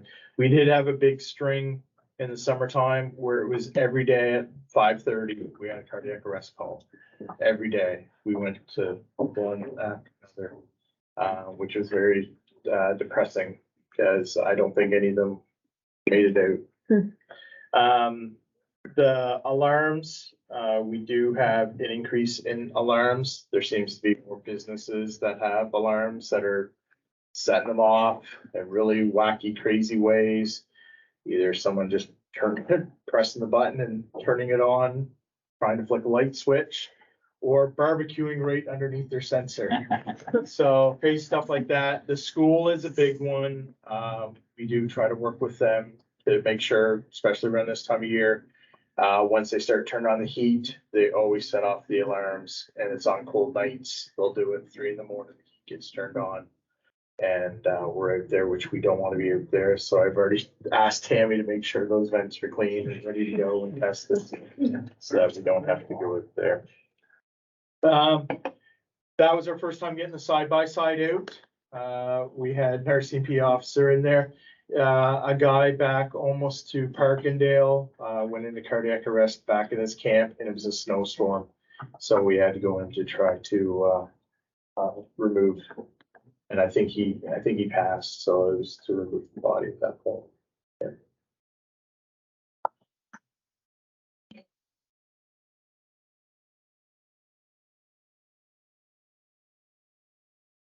Yeah, sorry. Mutual aid. So mutual aid calls again are down 40% because they don't have as many. We primarily go to structure fires, vehicle accidents. They're not having as many just like us because of the weather, so we don't have to respond to as many. So huge reduction there. We have 16% increase in some of these other calls. We've had to do a few rescues recently. We had to help a kid that was stuck in a tree.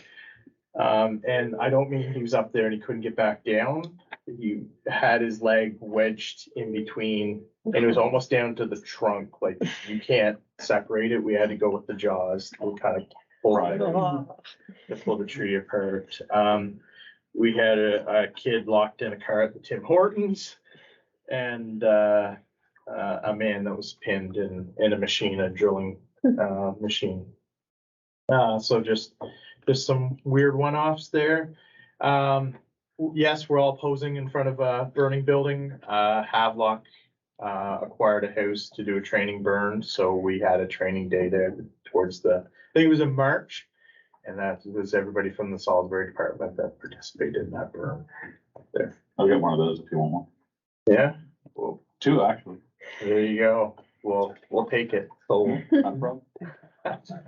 next slide. So shout outs, our 50th anniversary was a success. We did have our open house. That was also a success. The fire fit team came home with Some of them came home with 2 medals, so that's good, but everybody got a medal that day. And like I said earlier, our training has greatly improved. You can see there, we had home heating, Irving Home Heating came in with the truck so that we could go over what to do with the trucks. There was also a propane truck that came down. We did the EV cars, and we do have other ones coming up. We also sent a few people away from training in Dieppe, Moncton Review, as well as Miramichi for weekend courses. When they come back, we have them kind of share what they've learned. We'll do a day of training where we'll go through some of the techniques and everything that they learned. That way we can reap the most benefit in sending someone away for training.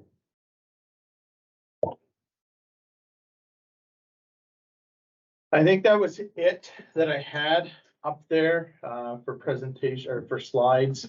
Some of the stuff that I didn't put up there, and I didn't do it on purpose. I totally forgot to put it up there. But regional fire dispatch, it's kind of one of those things that we kind of talked about, hummed and hawed about for a while. There was talks about, do we go with Kodiak? There was talks about, do we go with Valley? And really, we weren't in a race to go either direction at this point. All of our mutual aid partners have signed on for Kodiak dispatch. So it's kind of putting the pressure on us to kind of act. Once they start going down that path, we're going to be the odd man out, and it's going to be difficult to work with us in that regard. So that's something that we're working on. I don't know if Boston has more to say on that, or if he's already shared. Coming in October. So Coming in October, yeah. There's a little preview of it. Water is still our main issues. So we'll have to kind of look at what we can do to help supply water with dry hydrants, setting up dry hydrants around, with what was done is it Blakeney Road? It's harder to get water from there. We did a training up there the other night, I think 2 weeks ago. We had to put down more lengths of suction. Each time there's a gap, you got to make sure it's airtight. It's a lot of water to come up, and it took a lot of us to kind of troubleshoot it to get the water out of there. So when you're battling the fire at 3 a.m., Time is of the essence, and you don't have that many minds to help you. You're just one guy trying to troubleshoot it, and it's a lot of work. So, something like place like that would be a great spot for dry hydrant, but also other locations around to do that. So if we were to try one, where would be the first place you'd like to put one? That would be a good spot. We use that quite a bit there. There's also other spots up. I think we're going to the Morton Road Friday for a fire. There's a garage fire. They're going up there because we're on the Riverblade Road. Yeah. Right. So it's just different spots where there's brooks where we can just tap in and We'll sit on the bridge and pull it up. Yeah, versus having to go right down. Aging equipment is another thing that we have a problem with. It's been very expensive on the trucks this year. Our new engine it's having some issues that it may have to go in shortly. We think there's possibly coolant leaking somewhere, and it's not on the ground. So And gasket. right. So stay tuned, but also the other trucks to get them back up and running, get them legal to be on the road through safety, right? And our SCBA's are getting close to end of life. So it's something that I've brought up with Austin to kind of say we need to start looking at what we can do to change them and change them to more of the new standard, the bigger tanks. They're not necessarily bigger, but double the PSI. Yeah. So they're small, but they're smaller and lighter. Yeah.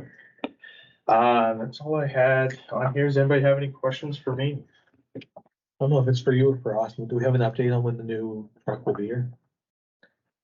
Yeah, they said end of November, early December. They'll have it done in Quebec. They'll be able to send it down. We're gonna send it to, G LeBlanc. They're in New Brunswick. They're the ones that do the primary sport for the trucks here for us. And, they're gonna make some changes we couldn't get done when it was going through the line. Just because of the time it took for us to approve the tender. The truck had to get thrown into the queue, and Safety Source, who made the bid, bought it as is. And because if we weren't going to accept it, they were just going to sell it to someone else. So we can't make modifications at this time. Or post-tender addendums to be formal. Would that lower the price if it was a off-the-shelf unit? No, I don't think so. I think we would have fought one. I think the price would have went up even more, Yeah. very quickly. They like really the don't house. want it. Yeah, Like a housing if we didn't buy it from them, they would have turned around and sold it to someone else at a much Bidding, higher bidding war price. would happen. Yeah. Thank you very much, chief. Thanks very much. Thank you. Thank you. Great job. Thank Okay, thank you guys. Thank you. We'll move on to item number 4, overview of action prize public consultation, Director of Recreation and Wellness. Anyone want to recess? Sorry. We have a motion for a recess. I think, Deputy Mayor Bannister. Seconds. Thank you. Who's second? Sorry. Councilor Ford, all in favor? Aye. Carried. Can I have a motion to return back into open, so moved by Deputy Mayor Bannister, seconded by Councilor Thorne, all in favor? Contrary minded, motion carried. With that, we'll move on to an overview of post-action prize public consultation to the Director of Recreation and Wellness, Massimo. Thank you. Hello, everybody. Hello. How's everybody doing? Great. Awesome. You look much different, you look much different than being 5 kilometers ahead of me in a box thing, but, I hope you didn't feel pressured by yeah, me no, it's all, that was fun. It was calling, appreciated. telling you to do the 5K. It was appreciated. All right. All right, good to go. All right, so this is just the overview here. I'll be discussing the respondents and data of the survey. So obviously, from September 1st, next slide, but September 1st and 17th, we had a survey for the residents, what they would like us to do with the $100,000 that we won for being the most active community in Canada. We did have, I think we're actually over 340 because I did keep it open a little late, respondents. So I'll be going through the data through this presentation. We obviously asked what they wanted in terms of large infrastructure projects, some passive, smaller infrastructure projects, and other recommendations as well. We got a lot of other recommendations, I think 112 of them total. And then we'll also be going into next steps and then going into questions. Next, please. Next slide, please. All right. So as I mentioned, the survey opened September 1st. It went all the way till September 17th, technically the 19th. It was circulated on social media, the newsletter, and community partners as well. I sent it to as many people as possible, especially those who we wanted to hear from. Youth were kind of a big focus, seniors groups as well. And as I mentioned, 332 total responses. So that was awesome. I am new to the area, so I actually did some research ahead of time with these postal codes. So E4J, Central North, is that accurate? Ish? Most of it. Okay. Well, basically, that was the vast majority of respondents. E4Z was second, and E1G. And honestly, the last two, I think, were just a typo from the people surveyed. I don't think those are actually in existence. I want to point out that E4Z is my area. There you go. E4J, there is some outside E4J. Yeah, well, I was gonna ask because E1J, there isn't anybody, and I know at least should have one, which is me. Yeah. So makes me wonder. It wasn't a I should have made it a mandatory question. Mhm. So I think some people skipped it, but we still got 328 total. No, let's do the math here. No, I'm not gonna do the math. But you can do that. We got majority of people still putting in their postal codes, which I wish I would have made it not a mandatory question, because that is really important information, obviously, especially when we go into some of the topics that we'll talk about in the future slides here. So the next slide's a little bit better. That kind of graph there isn't the most, doesn't tell the full picture, the full story. But obviously, as you can see, trail expansion of the major projects was numero uno. It was huge. As the first choices go, it was the majority of participants that wanted that as the first choice, 144, 46, I guess that's not a majority, but 46% of people made that their first choice. And then surprisingly, new outdoor rink was behind. All three from 2 to 4 were pretty close. But as you'll see in the next slide, I'll actually get you to skip right forward to that. The amphitheater, though it's in 4th, had the second place or second most first place votes. At the same time, it also had the second most last place votes. However, that is from outside postal codes, relatively not E4J, so inside, but from further outside. And as you'll see later, new outdoor equipment, playground equipment, was a very popular project for outside postal codes. But as you can see, 2, 3, 4, so the additional court space, new rink, and amphitheater, there's quite an even distribution of answers, and very close for sure. And obviously outdoor fitness equipment was very popular at all. Next slide, please. Okay, so these are the passive infrastructure projects, the lot smaller ones. So if in the event, the funds remaining, which as we'll go into later is unlikely, we would also like to acquire more passive infrastructure projects. As you see in the graph below, playground equipment in former local service districts was really popular, especially with postal codes from outside of Ward 3. Equipment for community rental was also quite popular, but I will say, after working here, I'm actually coming up to 6 months, so thank you all. So that was really popular, though from my perspective, only bikes and kayaks were ever used regularly. Good news, with the international students, all of our bikes are gone, so that's great. So could we use more bikes? Yes, but other than that, the kayaks, usually 1 or 2 are on the weekend, that's about it. Concrete ping pong tables were quite popular. Shuffleboard courts were also quite popular, but oddly not as no, these were more popular than lawn bowling. I'm just biased. I really want a lawn bowling. My inner Italian wants to play some bocce ball. Yeah, that's it. All right, next slide, please. All right, so these are the other recommendations. I think we're actually up to 116 now who have provided additional feedback. As you can see, pool enhancements, I think, was up to 14 requested. Lawn bowling was probably me and someone else. Gym floor at SRS. Oh, I wonder who that was. I wonder who that was for me. And honestly, the gym floor at SRS, from someone who does use gymnasiums quite frequently, it's great, just a little slippery, so it probably doesn't need too much work. Miscellaneous, pickleball, broad, I'm not sure exactly what they want, maybe court space or whatever it is. Indoor space, picnic tables, camping gear, which I would also be a big fan of. Tracks around the field, and Petitcodiac Arena, probably repairs, etc. Yeah, so next slide, please. This is kind of a nice slide of these are the other recommendations that people used. There's some words that probably just for the first word of the sentence that they were writing, but yeah, thought I'd show that in there. Note of priority projects. So several comments referring to the ability to fund multiple of the large infrastructure projects. But as you will see below, the OPCs of leading options exceed the available funds, the $100,000. Examples of the OPC for the trail connectivity, it's $900,000. And amphitheater is nearly $500,000. So can you explain for me trail connectivity? Yeah. Like what are we talking about? Yeah. So everything is public, so I'm not even gonna ask him if I can share this. So basically we have highland, wetland, woodland, and we kind of already connected highland and wetland, but we actually want to go through and connect to woodland from wetland. All the way to Parker Street. And then all the way under River Road, all the way to Parkin Street. I was going with that. But yeah, so by connectivity, you're connecting the 3 trails here, but also going all the way to Parkin Street on the far side, which we have considered phases. It's all still in discussion, obviously. So, It'll also connect your ward via the shared pedestrian ATV yes. Bridge.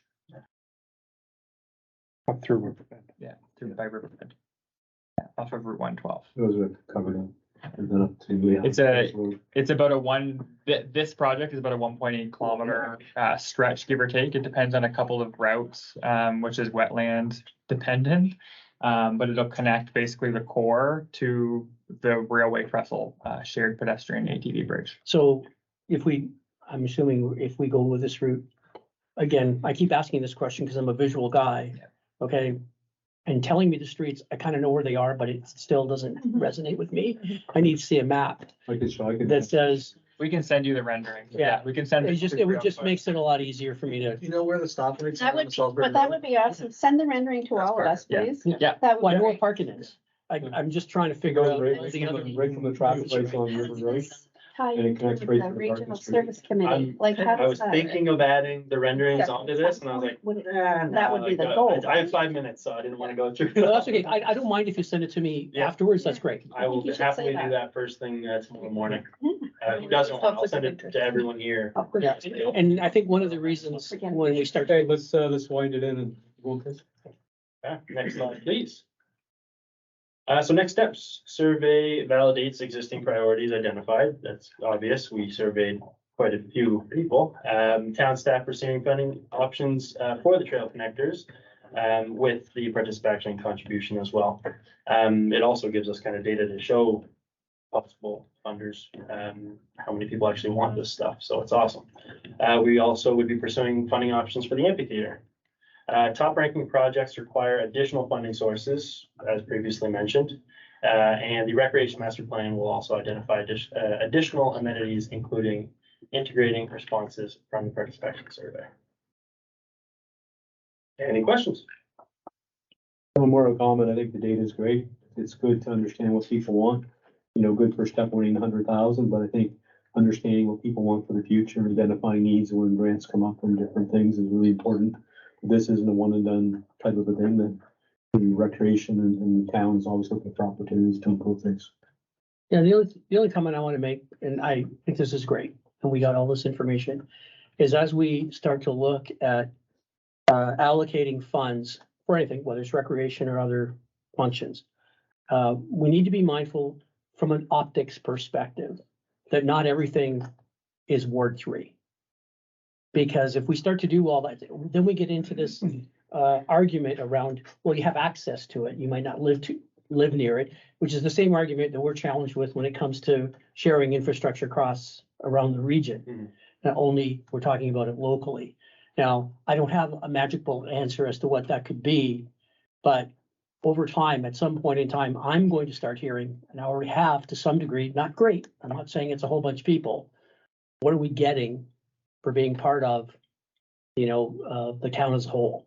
And if we do everything, or it's perceived that we're doing everything primarily within Ward 3, then, we're gonna have to answer those questions. And we can't just keep going back to, yeah, but you can go in there and use it if you want to, because that's gonna get old. Can I add something to that? I actually really appreciate that comment. And that's actually kind of why I did want to focus on the postal code and the playground, for example, in the former LSD. That was top choice for most people, especially from people with not E4J postal codes.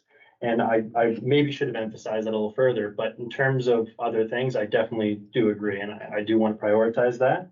And it was actually good to see that in terms of distribution of postal codes, in terms of trail connectivity, yes, it might be in Ward 3, but it was a lot of people's first choice, especially. And I'm not saying that's a bad choice. I- I'm just saying is when you're doing things, it's kind of like you got to throw a bone here every once in a while to some of the people outside of Ward 3. I'm from Herring Cove, Nova Scotia. We live just outside of the HRM district. We were just told to use what they had and not really have much of our own. So I actually know exactly where you're coming from, and I actually respect that a lot. Yeah. So Can I the ask a trail, question regarding the trail? And maybe we can refer to Stephanie on this, but with the trail system, if we put money and focus towards our trail system, would that allow us to tap into maybe some funding that is available and will be available with the regional service district? And I don't know if that's a conflict of interest to ask this question, I can but speak to that one. Okay, good. We, so we're in conversation with a number of funders. The Service Commission has, trail coordinator, I think Yeah. is Mark's title. Yeah. So he oversees the shoreline trail, but also facilitates discussions with municipalities. So Mhm. he's been, in the loop, has been assisting us with landowner negotiations as well. So he's very acutely aware. He's been helping us with some of the funding elements too. We're in particular looking at ACOA and RDC, Right. both of which have been on site already. And so there's that element as well. He's also working on a larger regional trail plan to look beyond what is that core, kind of core Ward 3 element. And I know that he's expecting an addition in the family, so it may switch timing, but right now the schedule is that he's supposed to come in October, to update that plan. So you'll see it kind of larger. And we've had conversations around if it will be part of kind of that shoreline trail that was referenced in the presentation. That's a longer term piece, but there are kind of some grander options that he'll have in that regional trail plan, proposal. This is one segment of it. Like if you look at his job every year is to try to add kilometers to a It network. kind of ties in with the ATV. Yes, what MB was absolutely. saying as you Yep. connect. So again, as you Right. go from this end of Salisbury, the old, I mean, you can Yeah. really, if you take up to even to go into your ward, you're starting to connect, how do you connect there? How do you come through? You're going all the way through, into your ward, Joe. You're going into Riverbank, you're going through that area. You can go all the way to Hillsborough. All of a sudden, from a tourism perspective, you're starting to connect the whole region from a whole tourism thing where separately we're not much, but we start to connect it all together. We become a bigger picture, so it offers a lot more. I think with the river system, it really, It you does. know, It does. it's And really a again, pool. not We like- have great opportunities there. Yeah, I think it's the opportunity, looking as a region, Yes. again, taking what they said. Yes, And like even for this one, and again, we get into playgrounds, we get everything else, but as a community, just, talk about community and just talk about this actually from bringing us together. Because we do have usage on the Wetlands Trail, all of our trails. We do get more people from the wards that play and do things in the community than actually people from Ward 3. That's just a fact, numbers substantiated. So again, it's just providing something that should allow people to connect. I mean, I know I can go from my house and I can go into Riverbend, I can go all the way up through. This really just adds it to be able to make it through to other trail systems.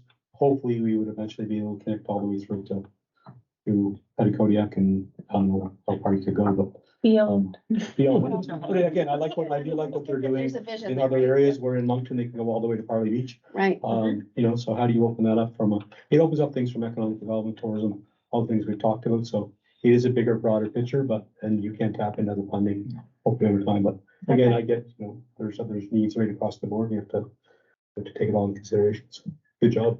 Thank you all so much. Thank you. Say it's a little disappointing, the lack of response from. Yeah, I think- Ward 3.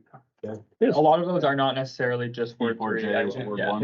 Yeah, like Yeah. there's a lot there, so it's not, it's not just, It's a Ward 3. it's just we didn't quantify it. It just Yeah. takes a long time to input them all. In the budget sessions, you will see our registrations by ward. Those Good have stuff. gone through. It's just that, and we wanted to get this to this committee the whole meeting, so, but it is beyond Ward 3. Like it's not just, Okay. it's not just Ward 3. Okay, moving on to item number 5, August financial statements, co-staff treasurers.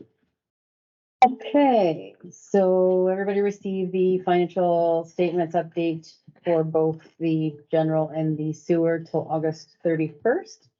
I'll just quickly go through the numbers that 66% of the fiscal year, that's August 31st, so we're at 66%. General government services at 67.3%, protective services at 56.3%.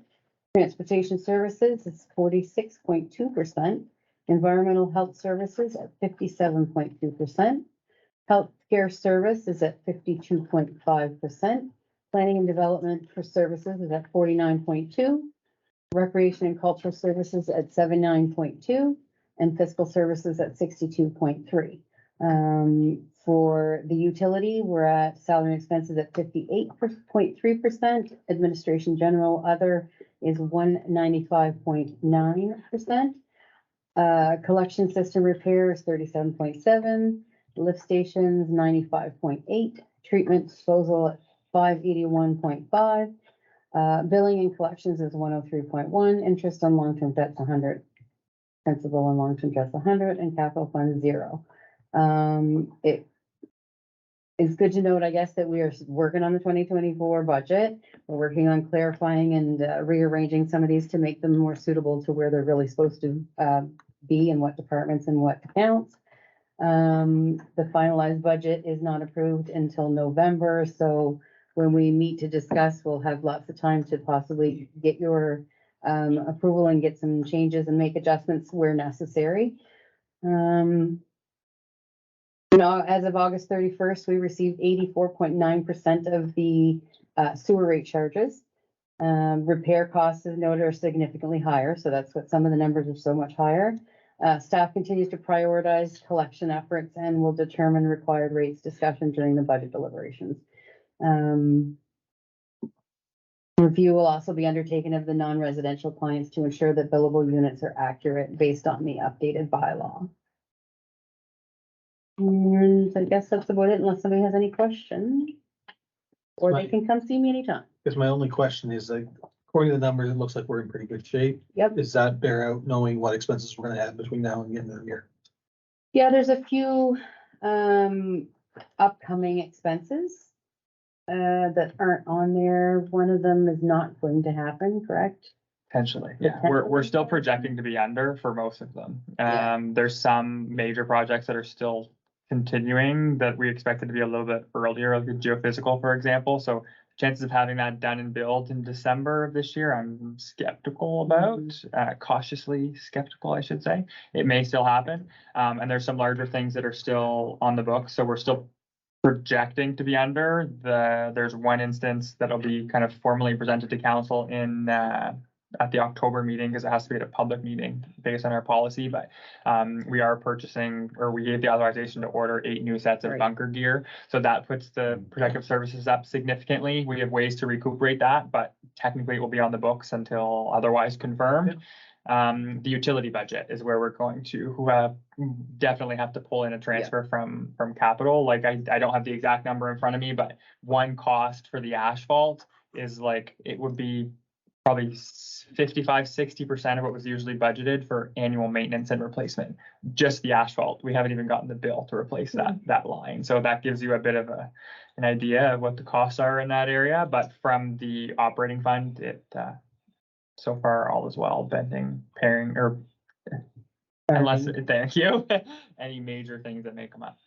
I have a question about revenues on the utility side. Just the sewer rates, you're sitting at 79.5%, but wouldn't those have all been billed already, showing as revenues, or are you? They've all been billed. So the budget was over? It has to be based on the amount of units. But why aren't we billing for all those units? We're billing for all the units, although revenue has not come in yet. But when you bill them, yeah, it should be in your budget. It should. That's showing like the P&L basically, so exactly what has come in. Right, that's like showing that. what has come in so far. Yeah. So it's an actual revenue Not versus a necessarily bill that Yeah. goes Yes. out Right. It's revenue. without receivable. Yeah. Yeah. Yeah. Okay, That's different. that is different. Just gonna put it out there. Yep. Typically, you would show 100% of that. Yeah, and You then you wouldn't have, show what, you've received. right, because you're counting on an accrual basis, not a cash Right. basis. Right. Right. So that But could be. probably 424 was billed. Build. Yeah. Okay. Possible for, probably not this year, but like next year's budget to have like a forecasted column. Cause I know I've kind of mentioned it before, but like some of these, like insurance, utilities, all that stuff, it's the same amount. Be kind of nice to see where we're projecting to be by the end of the year. We're doing that internally. You probably have So we that in can- the spreadsheet, We right? can do that. Yeah, we can do that. I for sure. don't know. Yeah. Anybody else cares, so- It's gonna be easier when we have our control over I it. don't like seeing it all year. I only like to see it from like Yeah, maybe September quarter, on. or, yeah, maybe. Yeah. Yeah. Just because it's more realistic at Yeah, that that point. makes sense, Yeah. yeah. Just So- makes it easier to kind of, The way we do it next year will be much easier because we have control over what we're budgeting. So, Yeah. so when council's presented with the budget, it'll be reported on that as opposed to reported exclusively based on the service areas. Quick question on the treatment and disposal. Why is it at 581.5%? That is actually where that sewer connection and whatever I believe came out of. So I know just off the top of my head, I'm not gonna say that's how many there are, but I know there's two that were significantly expensive, one of which included a 2-day closure of Fredericton Road, so it includes flaggers, the asphalt replacement. And that is generally more expensive than just fixing someone else's in a residential street. I know there was another one that was quite expensive, given the scope of work. And what that is backups essentially, usually is what causes those. So they have to be fully replaced, and we're responsible up to the right of way essentially.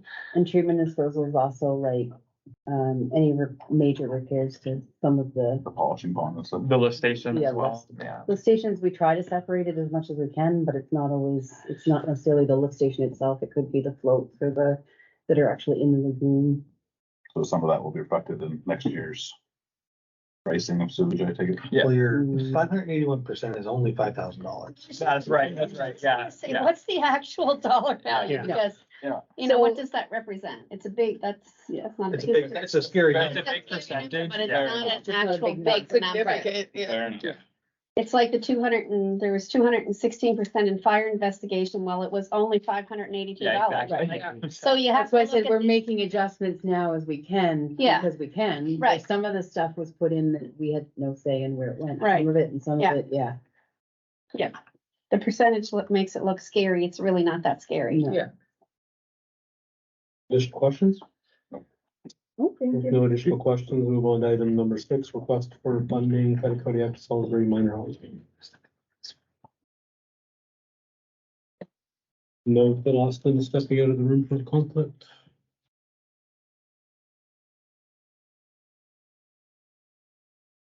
Okay, so as everyone, I'm assuming everybody is up to date and aware of what is going on with this situation. The August 14th meeting, council made a motion to donate or approve to donate a grant of $5,000 to the Petticoat Salisbury Minor Hockey Association. While it wasn't actually in the motion, it was mentioned, and the intent was the $5,000 would cover the cost of the jerseys for the U18 Flyers, which would also house our logo. In the meantime, we found out that they had to order them prior to our meeting, actually. They had ordered them so that they could have them, which means they did not fit the Salisbury logo. So because the actual motion was, the intent of the motion was for those jerseys, we wanted to just double check with council to make sure if you still wanted to give the 5,000, if as the alternative says, you can either change your amount, you can still continue to give the donation, you can rescind the donation, it's up to you. But I will say, when we reached out, there are several clinics that they're going to try to do that they would love to be able to have the funding for that.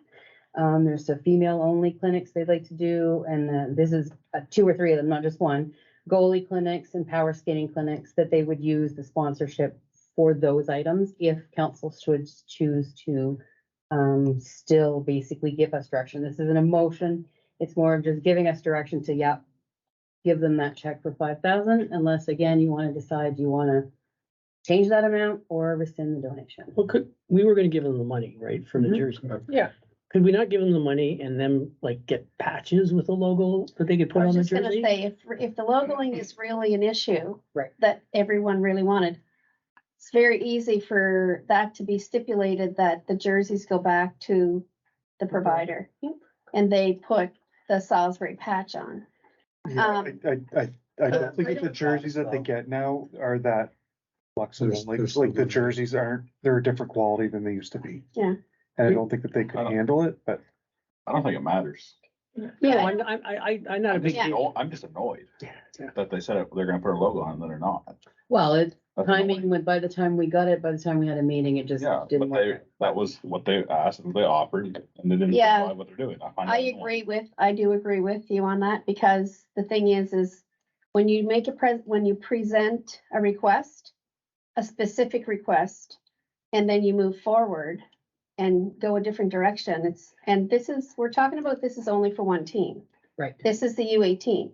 So we also have to, I think we have to consider, if we're giving $5,000 as a gift, should it not be going to the total association? There's 10 teams. There's you know, there's I U7 agree with that. all the way up to That's a U18. good point. So why would we be just giving it to, I don't want to give it to that team because only, you know, 14 players get to spend that $5,000 and we have 200, what was the number? And 16. But 16 participants. So to me, if we are, that's my only thing is if we're giving $5,000 and listen, we have a lot of Salisbury kids that are participating in this program.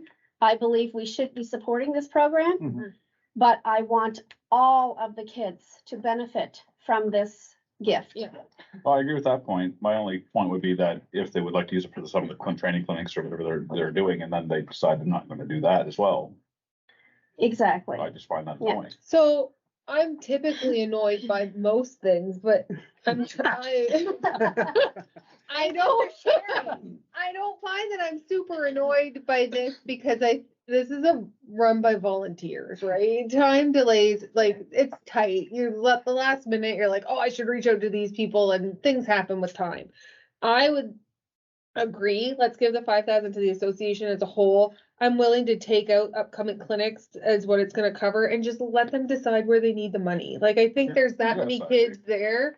Let them decide where they need it and let's not make it specific and hold it. Well, to be hold them honest to with it. you, if we gift $5,000, okay, then it should reduce every player's registration fee by the $5,000. Like, do you know what I mean? I agree, but I Okay. think Steffi's point makes more sense. Let them figure out where they need it. No, I'm just saying. Whether Because what happens with the association money is, as you would, anyone that manages any of these associations, you have a set cost. So the set cost determines what the registration fee is. Right. So if we're reducing it by $5,000, it should be going to the registration. That's typically how it would go. Mm. Otherwise, the parents have to fundraise to make up, you know, the cost of it, right? So that's just So not rocket that's science. generally what's gonna end up happening though, right? Like if we donate the $5,000, they reduce the registration Correct. fees, but they still need jerseys. The teams are gonna have to fundraise to replace the jerseys. Yeah, that's where the money goes. Is Yeah. really shit for I'm them. going to tell you that in the past 12 years, every age group has gotten new jerseys in Petticodiac. Mhm. I mean, and it's a rotating thing. It's not unlike our kids here. There, Yeah. you know, there's always, and they have a group of people that determine, okay, which age group needs it next. I will also add that the association just went out and changed all their jerseys last year. Mhm. So because they changed the way that the name is Mhm. presenting on it. So, you know, I think the $5,000 gift we should be doing, I think that it, you know, if I was to request something, it should go towards registration funds. Kids today, it's expensive for the parents to be traveling them. It's expensive for all the registrations. Their equipment is so expensive. You know, I mean, it's going to help every kid that's out there. And I think it's a great way to, it actually is better to be gifting it this way Mhm. than to just give it to the one team. Yeah. Agreed. So therefore, should we rescind the No, UATs? we're not making any motion. They- It's just in direction. Based on what you read, Mhm. that is not one team specific. No, the So I just clinics wanted would to be clarify. several different clinics for Right. several different So it would be ages, clinics for coaches and goalie and a Goalies female and only power clinic and a skating. power skating. Yeah. So I would think at that. 216 registrants. Is that what we said it Something was? like that. Right? That's $23 a player if we put it towards registration. I personally think that putting it towards that would be But they more didn't say they can do, they didn't say they can do them all. They said examples. Yeah, of- that's they said just an examples. example. They But want to. It's try. $23 a kid, right? I mean, we're all gonna fundraise anyways. I don't know. I'm kind of with I would say just just, giving it to them and let's just give it to the association, let them use it. I was as he just gonna said. say, we're saying have give enough it to pressure the as an association, association, and they are going to you know. determine. And if they want what to they're give it to gonna- the clinics, they'll do that. Yeah. and Yeah. they'll do- Yeah, I didn't even remember that there was a request for our names on the logos because I didn't really make the motion with that in mind. I didn't care. But our name was on anything. Yeah, it's just that was If you're the going to request. still donate the same amount, it's just giving us direction to release that check towards the hockey. it is, but I believe that it needs to be stipulated that it is not just for that U18 team, Okay. because the ask came in specifically Yeah. for the That's it, U18 team. we need to specify that it's going to the Petitcodiac and Salisbury Association. Yeah. As a, That's where to me, you should almost rescind it initially and let them reapply for the association. yeah, I don't know the legalities Well, of it, that but feels like. Yeah, I think- so Yeah. I'm breaking around, I'm not disputing that. Yeah, I Yeah. think that they demonstrated that the club has a need. Yeah. And we can help with that need a little bit going forward. But this They'll does enter take into an annual grant. Right. Right, and the process. way that they word the letter can just kind of help them realize they Yes. need to apply in a more specific Yeah. way. Or Less less specific. specific, More broad- also broad maybe based. apply. Yeah. Yeah, So in the response back, did they stipulate that it would go to a broader audience or anything? Because you're like those. No, we just mentioned that, like I said, it was just the intent. It's actually not the motion. No, did they? So when they came back, they Yeah. said, well, we also, would please ask council to consider, we're doing a bunch of different clinics that would, could use the Okay. money for as well. If we could get the money, they would do this woman's clinic, this, whatever, like, yeah. Okay, yeah. So it's not specific to one or the other or whatever or all. It was just, here's some other things that we'd like to do this year if we have the funding. So So, I agree with Phyllis. I don't know if we have to do an informal agreement or not. yeah, basically, we just need you. So long as the majority of you agree to, yep, let us release the 5,000, we will say yes to use for the association, to use for the. I just want to make sure for the record, we're not giving it to Yeah, just I the think we have to be AP. clear when we send the check, it's not. It is for the association because, they Sponsored have, by the town of Salisbury. yes, exactly. Yeah, That's I what we agree. will do. I think that's a good beautiful. note to make. Perfect, can. Done, team. Let Austin know we're, I'll take. Austin. Yeah, that makes sense. Then, come on back. Are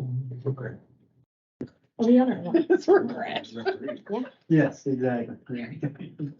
No. Okay, moving on to item number 7, off-road vehicle patrol street access bylaw.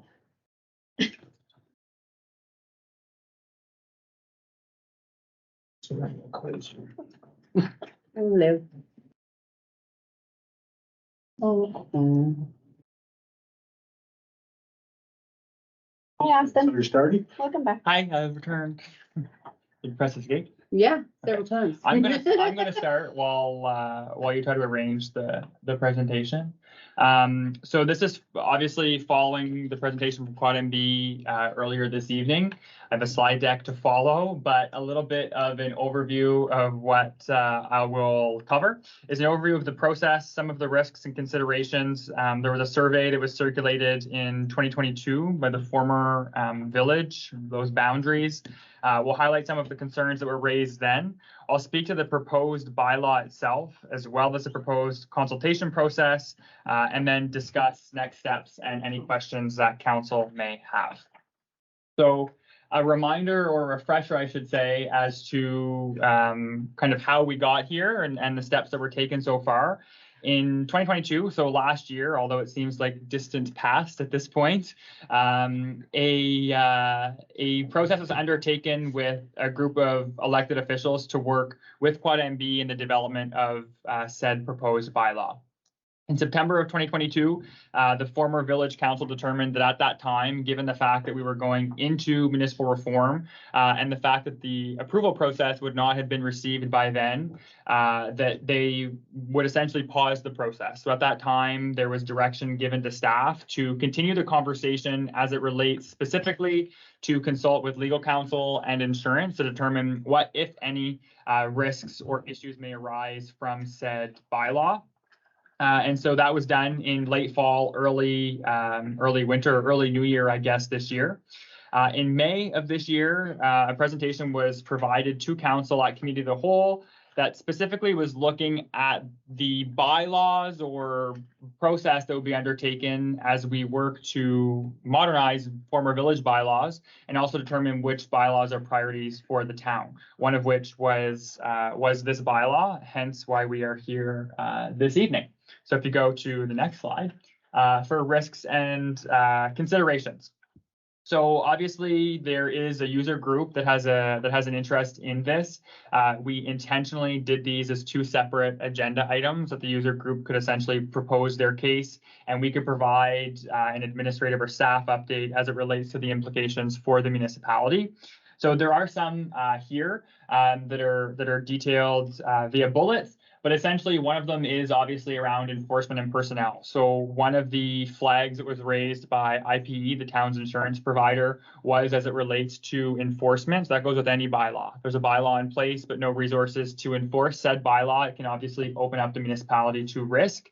A bit of an interesting dynamic in this one where there is the vast majority under the responsibility of primarily DJPS, but some other, which is public safety, but also some other agents as authorized under the Act, which can include RCMP, some other Justice of Public Safety employees that are not necessarily off-road vehicle enforcers, as was spoken to earlier.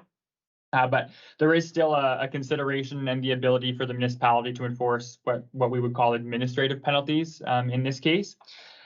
There was a particular set of kind of risks or considerations that were raised by the insurance company in particular as it relates to road conditions. So that's actually, I spoke earlier that we would speak to why we chose one road, Homestead Road, over one of the other options that was proposed by the user group.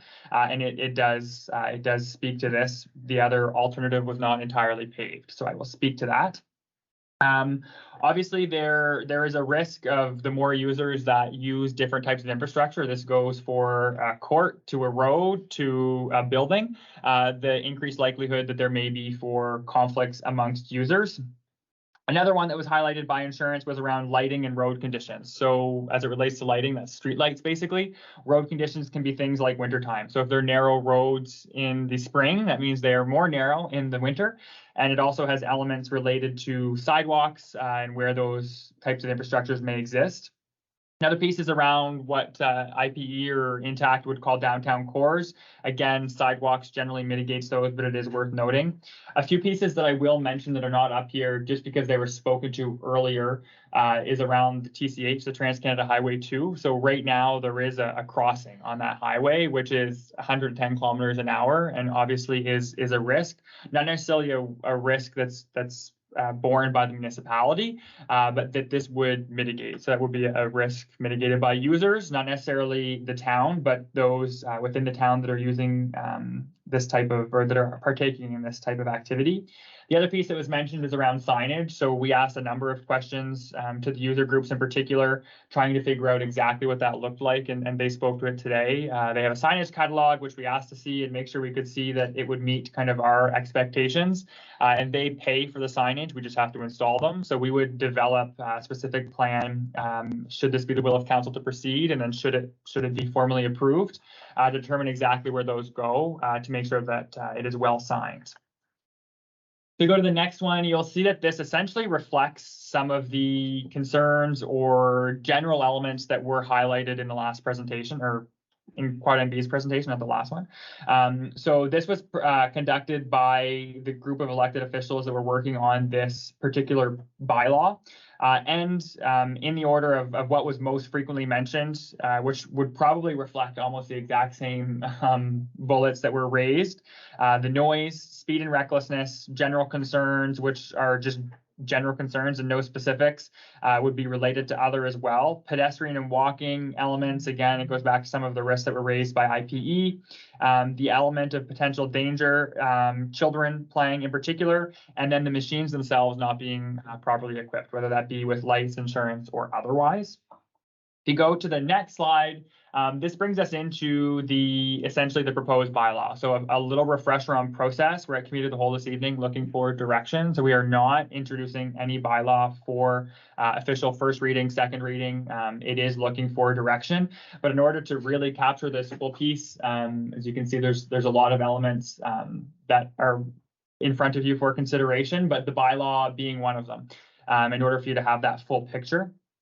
So essentially, the bylaw or proposed bylaw would regulate the usage for two primary purposes. One of them is to allow or enable roads to be used between federated trails, so the federated Quad ND networks, and amenities and services. So that's where you would see in the proposed bylaw, there's a specific stop, which is a civic address on one side and an intersection in the other. There's a series of services and amenities in between.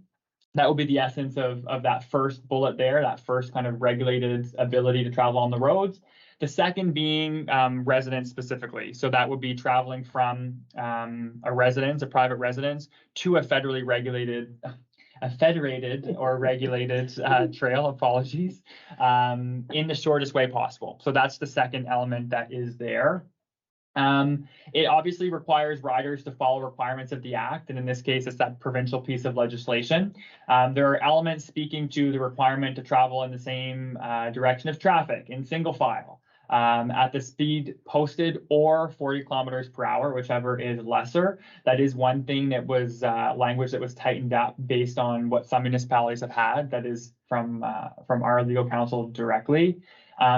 The off-road vehicles give right of way to the other vehicles. It requires a valid trail pass. They're required to provide insurance. That's if an off-road officer requests it, they must provide proof, very similar to if you're pulled over in a vehicle, in a car. It limits the hours to between 8 a.m. and 10 p.m. and it's not applicable to private property. It applies to municipal streets, in which we, through this act, would have legislation to enable. So there's some enforcement elements here. This first bullet speaks to the section of the Off-Road Vehicle Act, which there's a number of them. In the provincial legislation, they have the authority to enforce under POPA, the Provincial Offences and Procedures Act. So different offenses obviously carry more significant fines. Repeat offense is another category, so on and so forth. So they enforce that. There is the ability in the Act to enforce administrative penalties. So the ones in the Act is referenced there can go up to 20,000 if you're a repeat offender and it's the serious offenses. Officers can assign a fine, which is essentially a fine in the bylaw for using the regulated access but not meeting those. More than likely, they will follow POPA, the Provincial Offences and Procedures. It's generally more enforceable from their perspective because it's consistent, it's provincially regulated. And then the third is that the bylaw enforcement officer of a municipality can assign what is called, like I mentioned, an administrative penalty. So what that actually looks like doesn't mean that every time that someone's fined, we're getting notice from DJPS and then we're issuing an administrative penalty. It would probably be done in conjunction with them. There's a lot of public education that comes with this, but that would provide the municipality to have some sort of enforcement mechanism should this bylaw proceed. If you go to the next, we start going into the actual maps. So these are obviously not formal GIS maps. These are from Google Earth. In the proposed bylaw, they are formal maps that you'll see, but this presentation was prepared in advance. So you can see in the top right corner, that kind of straight line is the former railway bed. So that is the current trail network. That intersection there is Larson Lane. So that's the point that will be proposed in the bylaw. The other star further down is a business on Main Street where you can get pizza. So to give you a hint as to where that is, so that is intended intentionally under the rationale that it's an area or an amenity that can be accessed by those using the trail. That is one. You go to the next slide. We have Fredericton Road, which is Route 112 between Main Street, Route 106, and Homestead Road. So in the bottom, that is the intersection of Main Street, Fredericton Road. In the top, you see the intersection of Route 112 or Fredericton Road and Homestead. You can see the yellow in the middle there where the signs are. That's the Trans-Canada Highway, where right now there is an access point. So it would instead go over that bridge and use the street instead. If you go to the next. This is another element within what we call kind of the downtown core based on amenities that are off of the main stretch or Main Street or 106. And that goes to a bakery that can be used as an amenity by those accessing essentially Main Street. They can have that extra stretch there. Go to the next. Very similar on the same premise. It has another store and amenity too, actually, across the street. And again, under the same premise, amenities that may be accessed by those using the trail network. So next, this is where we see connector points that I referenced in one of the questions that were asked earlier. So right now, there's a bit of disconnect between trail connectivity between what is actually a separate club. So it's actually not, he referenced today, Albert County Trailblazers. It's actually a separate club that starts up there. And that's part of the challenge, is that you have two jurisdictions per se that have some gaps to connect. So this would connect where you see the star on the right-hand side, which is Griffin Road, that would connect down to the left, which is Homestead Road or Fredericton Road. So that would then connect to our network. It would also reduce some reliance on current private residences and private landowners. And so that would essentially become the official trail for the purposes of connecting I want to say it's the mud runners. I don't know exactly. Yeah, I think Is it? Okay, yeah. So it would connect that area to the network that's federated by, or federated for, I should say, the Albert County Trailblazers. So go to the next slide. This is in and outside area that was proposed to us by a couple of residents on unrelated topics, but would provide a connector between what is a populated subdivision in an outside ward that we don't see in many cases, that is very close to the current trail network. So most of us would know that area as Riverbend. So it would connect New England Drive to the trail. Again, you can see that kind of pretty much through the middle there, that kind of straight line is the trail connector. So the star is a little bit further to allow for that connector on the opposite side as well. But the real premise there is to get a residential subdivision essentially connected to that trail. And again, the reality is that more than likely, most are probably using that now. This provides enforcement options and also would include elements like signage.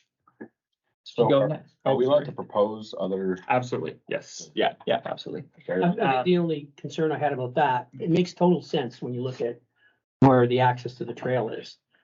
I'm always concerned about the speed of cars that are going down 112. I mean, it's just crazy all the way down. And I don't know, that would be my concern, is that allowing them access. I think we have to assume that if we allow access, it's not just going to be the people that are doing it now. We're assuming there's going to be more. Correct. Yeah. Right. And that would be a concern for that. For sure. I'm not saying we should do it. It's already happening now. This, maybe you're talking from the tourism side of things, needs to be an increase in traffic. Right. Potentially. And the tourism might be a little bit more concerning because they don't know the area. Right. Either. I mean, would it be an option, or would we need to look at decreasing the speed limit when you start getting closer to the town sooner than being right in the town? I don't know. I'm just trying to. We can show, like, I have a son with 12 friends that drive 50cc scooter. Going 50, right? These machines will go faster than that probably. But they're not allowed to go faster than 40. 40 in general? Or lesser. On the rest. 40 or less. I see. That's what. But I guess I would relate it. It's very similar to a scooter or moped, right? HL's on the road is not our road to. That's the challenge. It's not our road to be able to dictate the speed limit on. That would be one that we have to have private discussions on. I get what you're But saying. they probably have to mark the intersection, right?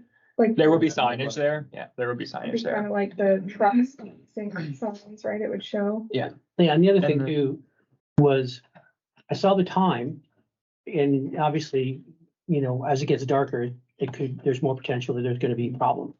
So, do we need to do something different, let's say in the winter versus I the was just summer? gonna say that too, like you could even stipulate that it's only open from April till November. Much the same as the snowmobile trails, like the snowmobile trails officially close at a certain time Could be dusted of the down. year. So I think that that's something, yeah, I think that there's also some information that maybe you could get from COTW about that. And are there other municipalities that have a restriction on the months that they're open versus closed? I think, and I'd have to go back and double check. I think most of them have a time. And I think it's either 10 p.m. or 11 p.m. But I say that I'd have to go and double check for sure. But I'm sure it's not something, that's the point of bringing it to committee of the whole before it goes to the formal, or through the formal process, but. The thing about these groups of people that are coming in, they're actually not coming in racing up and down the road. The guys that are gonna be racing up and down the road are the guys that are out there doing it right now. That are Well, horsing up and And I'm down, not like, worried about the ATVs racing. Yeah. I mean, yeah, some of them Yeah. are gonna do it. I'm worried about, people that are coming down at 80 kilometers an hour or more, mhm. that are not expecting to see somebody that 40 kilometers an hour, just sort of up here. Yeah. Right, and and I know I have to drive up and down this road all the time. Yeah. Sometimes it's, when it gets dark, you have to be really careful. When it gets dark and the weather's not great, visibility is not good, you don't have lights all the way up, even up to that particular road. So again, I'm just trying to mitigate the chances that, someone's gonna get hurt. And if we can do that and not have a material impact on people's ability to be able to enjoy the sport, we'll cut it back, either cut back the hours at winter or limit the seasons that we do it. I'm just throwing that open as a suggestion. So we can I like definitely, the dusk to dawn. Yeah, I would say legally it's probably the easiest way to do it, because then you say, well, are we using the calendars when it switches seasons, and then the times don't reflect that necessarily? Dusk to dawn is It's just like hunting. consistent. Yeah, it's like hunting, yeah. Consistent, Yeah. yeah. Concept. Yeah. Question about that. Sorry, I'm gonna be devil's advocate for a second. Number one comment is I'm very surprised that they can't just drive up to the speed limit. Like, what was the reason around that when there's motorcycles and scooters and everything else on the road? That was a risk element, given the fact that they have to give right of way to the vehicles. Okay. Yeah. but also Makes they really don't travel that great at high speeds. You're traveling with these nubby tires, they're, Second, if they have to be equipped with lights and everything else, why do we care when they're on the road? We have like bikes and everything else on the roads. Noise, I suspect. We have Harleys driving. Yeah. I mean, it just seems to I me would be like we're more concerned in restricting. the higher speed areas at night, even with I'd be less lights. concerned at night than I would at supper time. No, I don't. Traffic's lower.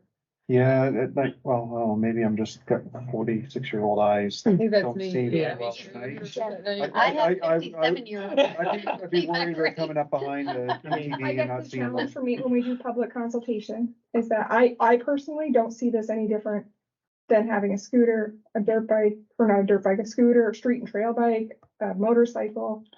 So some people might question the time limit. Well, it is an all-terrain vehicle. It's, versus the We other can vehicles. we can argue it. I'm just saying, yeah. to me, it seems, I don't know. Yeah, What I would, I don't know. what I would propose to try to mitigate some of these things is that there be a sunset clause on the bylaw of a year. Yeah, and I was gonna Just suggest that. completely review it, go through a whole year, see how it's Yeah. played out. If we want to amend some things, adjust some things. Yeah, that's a great It's idea. a lovely idea. That's a great Put idea. it right there so that if Yeah. they're not going to play by the rules that are set out initially, we can yank it right back out. We could always do that anyway. Yeah, we, Yes, but Concerned with the dust to dawn. Yeah, it'd be for, clearly like, at the more rate the of those. locals just out, running up and down the streets because it's legal, or they is have that to a police concern? themselves. Yeah.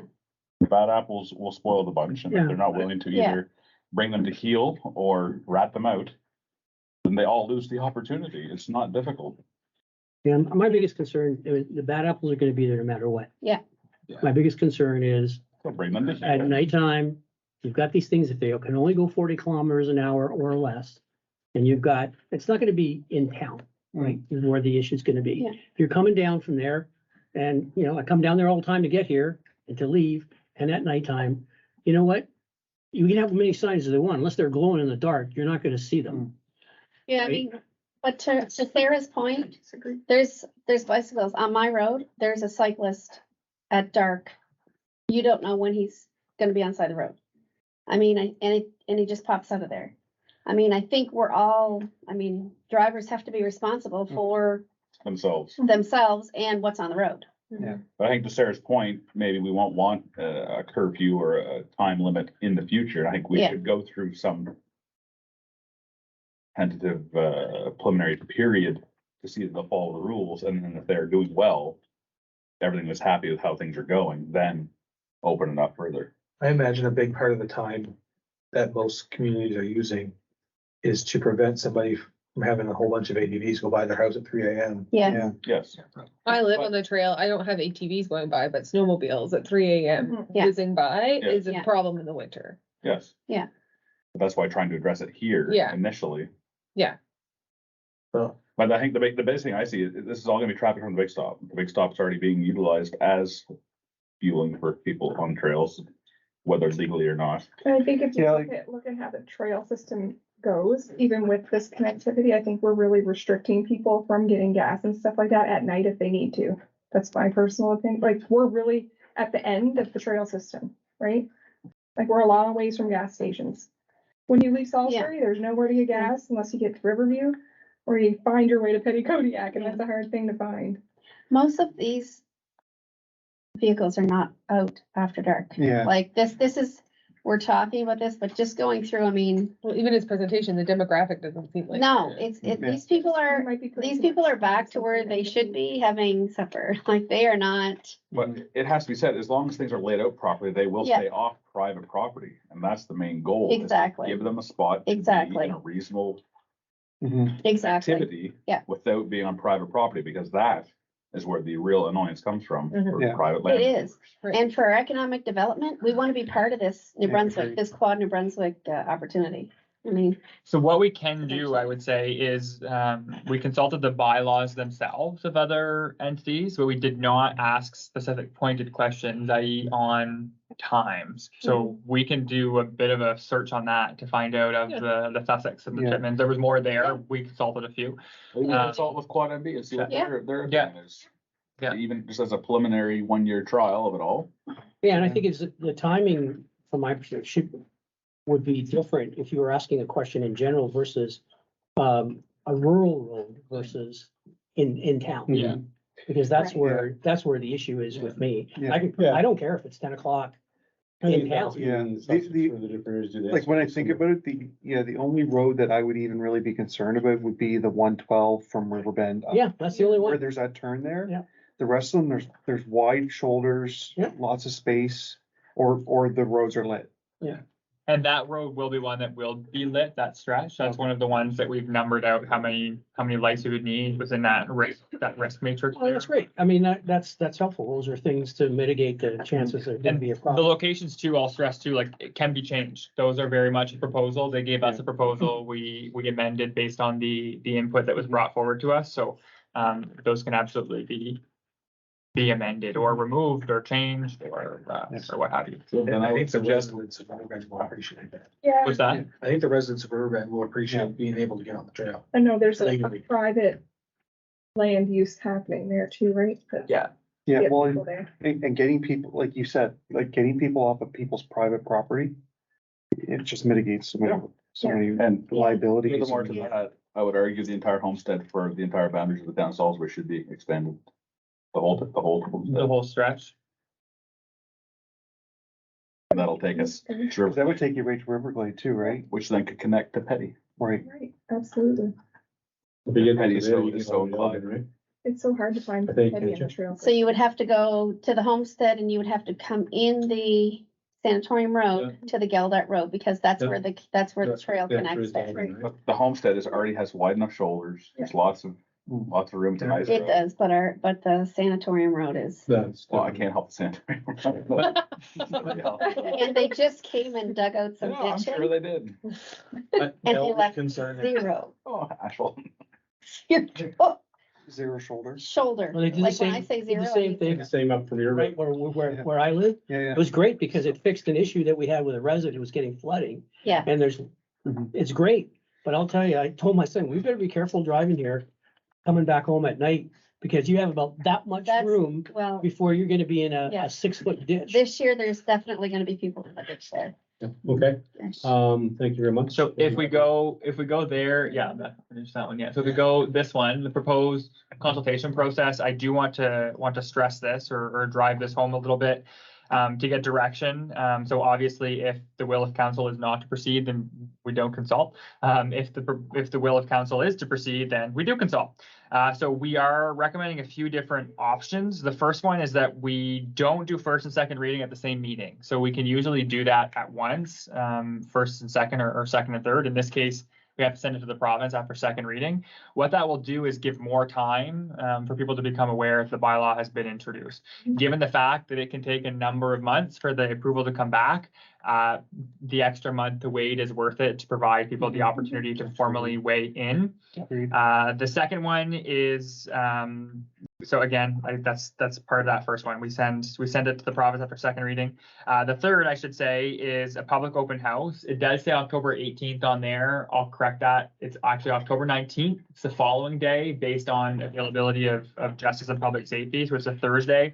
We have the Lions Club booked, pending obviously authorization or direction from council. We will start promoting accordingly if the direction this evening is to proceed. What that will be an open house style format where residents can come ask questions to obviously justice and public safety, those who will be enforcing. We'll have the maps available for residents to actually see the specific area.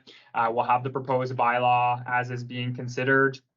And we'll be able to speak to the process, some of these questions that we're asking, and then Quad MB and or the local club will have representation there as well. I'm not sure exactly who will be attending, but they've confirmed availability as well. So it's again drop-in style where people can come in, leave based on any concerns that they may have. The next one is a direct letter to businesses within those regulated boundaries. So we are using their businesses and their services and amenities as a rationale to introduce this bylaw. And it's our position that it's important to consult them and make sure that they're formally aware that there may be essentially increased traffic in more of an unconventional way. And so we want to provide that opportunity for them to weigh in. What that letter will say, it's drafted and ready to be sent, will be there's a public open house on October 19th, or you can consult the bylaw in full online and provide any written comments. The next bullet is related to kind of that general public promotion. So we'll issue public information on the town's website and social media. What that will do will provide a bit of an overview or background, very similar to what we proposed this evening, in more, I would say, resident language as opposed to legal bylaw wording. It'll have the maps and explain what the ability for people or what this bylaw would regulate in clear language. And then that will essentially provide direction to any resident who has feedback in support or against to formally submit anything to the clerk. So very similar to what we would follow for a formal process. That will make sure that we can formalize the intake of information. And that, along with a summary of anything that we hear from businesses in the open house, will be provided to council essentially at that second reading point. As a reminder, we can make amendments to bylaws at any point up until third reading. So even after it's submitted to the province, there may be back and forth that may occur. And the last bullet is around a public survey. The reason that we're not recommending that is because we have a user group that's particularly interested in having this proceed.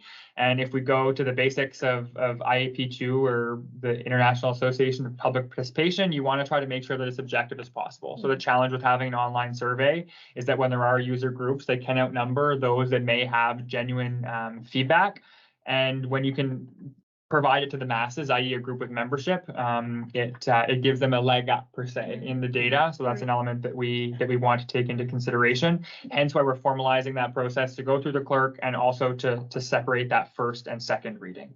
So that's our kind of proposed consultation process. If you go to the next slides, or the next slide, sorry, there are some kind of next steps. Finalize that any last remaining review elements. We spoke of some this evening. There are some nuances and definitions. So other municipalities use the definition of ORVs, so off-road vehicles. This is a personal kind of question, but that includes things that cannot be insured, like dirt bikes. And so my personal opinion is that it should be the definition of ATVs, which includes quads, side-by-sides, what we conventionally would picture. So we've asked for that clarification from both legal counsel and from Justice and Public Safety. It's ultimately going to be an enforcement matter, but those types of definitions where they're individually defined in the Act can have implications. And then obviously we're looking for a direction this evening as to whether or not it remains a priority. That's the other element that's on the slide. And then some of the pieces that have since been discussed is we'll do a bit of digging as it relates to dusk to dawn, some specific locations, and also wording around a pilot project or a specific term based on when it receives that kind of formal approval and then third reading. So for the next slide, it's just for any questions. So questions, comments, concerns, unless otherwise directed, we will proceed kind of with that process. So I'll open it up to any. Dirt bikes, there are dirt bikes that can be insured. Yeah, so there's some that can and some that cannot. That's right. So- License plate. Yeah, so it depends. The wording is a bit ambiguous in the act. So if we use, my understanding, that's why we're having it reviewed, but like right now, it just lists dirt bikes. So then there is the question as to whether or not, because the bylaw doesn't supersede provincial legislation. Right. So there's clarification that we need to make sure that before we allow off-road vehicles, that the bylaw or other elements of provincial legislation will supersede that. It's mainly the insurance element, Yeah. license plate, registration, lights, et cetera. As it says, like licensed, insured and. Yeah. lights, it would Which it capture, says that they will be asking for that Yeah. on this It route. would- That's what they're it would patrolling. Yeah. capture the dirt bikes that. Yes, there's other elements too. Dirt bikes is a quick example, but there's others that are kind of more, I would say, modified vehicles. So I don't know if they can be insured. Maybe they can be. That's the question that we're asking now. Councilor Song? It's a good question about the process for the open house. You're gonna have 3 different groups there. Are you setting up like for residents to go to each of those groups specifically and ask questions, or everybody together? They'll a little bit of both. So what we'll Okay. do is we'll have essentially boards that will have things like the map. Right. We'll probably summarize some of the data that was provided today by Quad NB to be able to say, look, this is some of the numbers. Because some people may genuinely ask, why is this being considered? Mhm. From our perspective, it's been highlighted from an economic development and tourism element, as the deputy mayor mentioned. So we'll quantify that, give them a chance to see that. The other elements will be the map. So they'll have a chance to interact, I guess, with those locations. And then each different party will be there for questions that maybe or kind of come up directly for them. My only suggestion is that it is heavily moderated so that as many residents as possible are able to participate. Yeah. And then it doesn't get bogged down on certain situations. Yeah, so it's intended to be more conversational, I would say. Yeah. And so we'll have support there to make sure that we can interact with anyone who may have an interest for or against or otherwise. Great. So I think you already mentioned this, if not in the talk, but in your notes, that it's going to be on the website so that people have access and all the information. Because I think it's important for all of us to try to get it out to everyone we know that here's your chance to go out and. Did you set a date? For the Lions Club? Yeah. Piece, October 19th. Okay. Yeah, October And this 19th, yeah. Yeah, and we'll, obviously, we haven't promoted that intentionally because the will of council tonight could have been, no. Right. So we're not gonna promote it and then backtrack. So we did reserve the Lions Club and make sure there was availability to make sure that we can keep the ball rolling and have those things locked in. So that's where we're at for now, and we'll promote accordingly at some point this week. Yeah, we'll send the letters first, just because those have to go via snail mail, and then we'll add the public elements online. Just a really quick comment. We talked a little bit about the Homestead Road. My only concern with that is the intersection up there on the other side of the highway, where we've seen many, many accidents there. If you're having ATVs turning left onto there with traffic going 100, it's a dangerous intersection. I'm not saying we shouldn't do it. I'm just saying we need to Make consider sure. are there ways to slow Yeah. traffic down there. Yeah. Traffic circle. But Yes. no, but I mean, I live right there Yeah. and they've had rumble strips, they put up lights. I mean, what? I know. It's a danger spot. Yeah. I don't know, there's, unless you put signs in, there's been so many fatalities. I think that's a great idea. I don't know what else, Yeah. what more can you do? We'll ask specifically on that. We've asked on the other locations. They generally don't have specifics on the locations. They just say, here are our general considerations, and then it's up to the local kind of authority. It's not against it. I'm just, Well, I don't want to see somebody. We have to bring up the concerns and we need to do our diligence. Maybe they have like a smaller sign that would have like a caution light, like a different caution light that would be right on the side of the road. You know what I mean? They is in like DTI or Yes, quad, yeah. Or Quad and B, sorry, Yeah. no, Quad and B. Quad and B will have to follow DTIs. Yeah. And that's classified because of the speed of the road. It'd be a little bit different. We can look into it. We'll look into it and see, because that intersection will probably raise some concerns. Yeah. And Quad and B will probably know what they can and can't put on DTI's roads versus we don't really. I mean, It should just be a four-way stop and well, low speed on either side and. So we'll look into that specific location before anything's kind of amended. and modified. Only stop you. So do you need anything from us right now or just? No, it's just general direction. So the direction was clear in May. So unless there's any other questions, we'll proceed accordingly. And then the formal kind of decision and motion will come in October for first reading and then hypothetically second reading in November, pending any major influx of information that we have to compile to provide to council.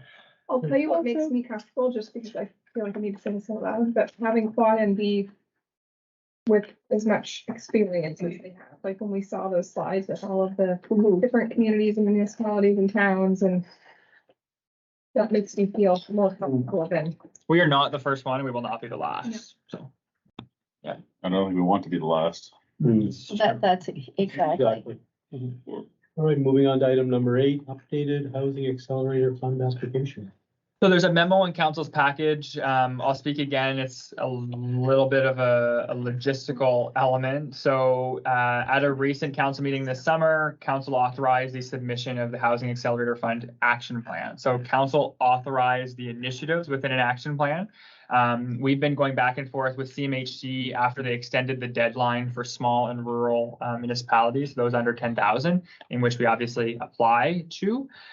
They have, as I would say anybody would expect, and I would be surprised if they did not expect, a massive influx of interest in the program. And so they are hand-holding many municipalities through the process and raising some flags, one of which is around the annual percentage growth change for new units, essentially. So in our last discussion, our actual application, it was over 200%. That's based on a few kind of strategic projects that we had, some that were added after the fact based on the potential of unlocking some more projects with said funding. You get essentially full points for, I think it's 20% of an increase. Anything over around 40%, closer to 30 based on the interest. They are raising some concerns around whether or not it is possible and are essentially scrutinizing those very, very closely.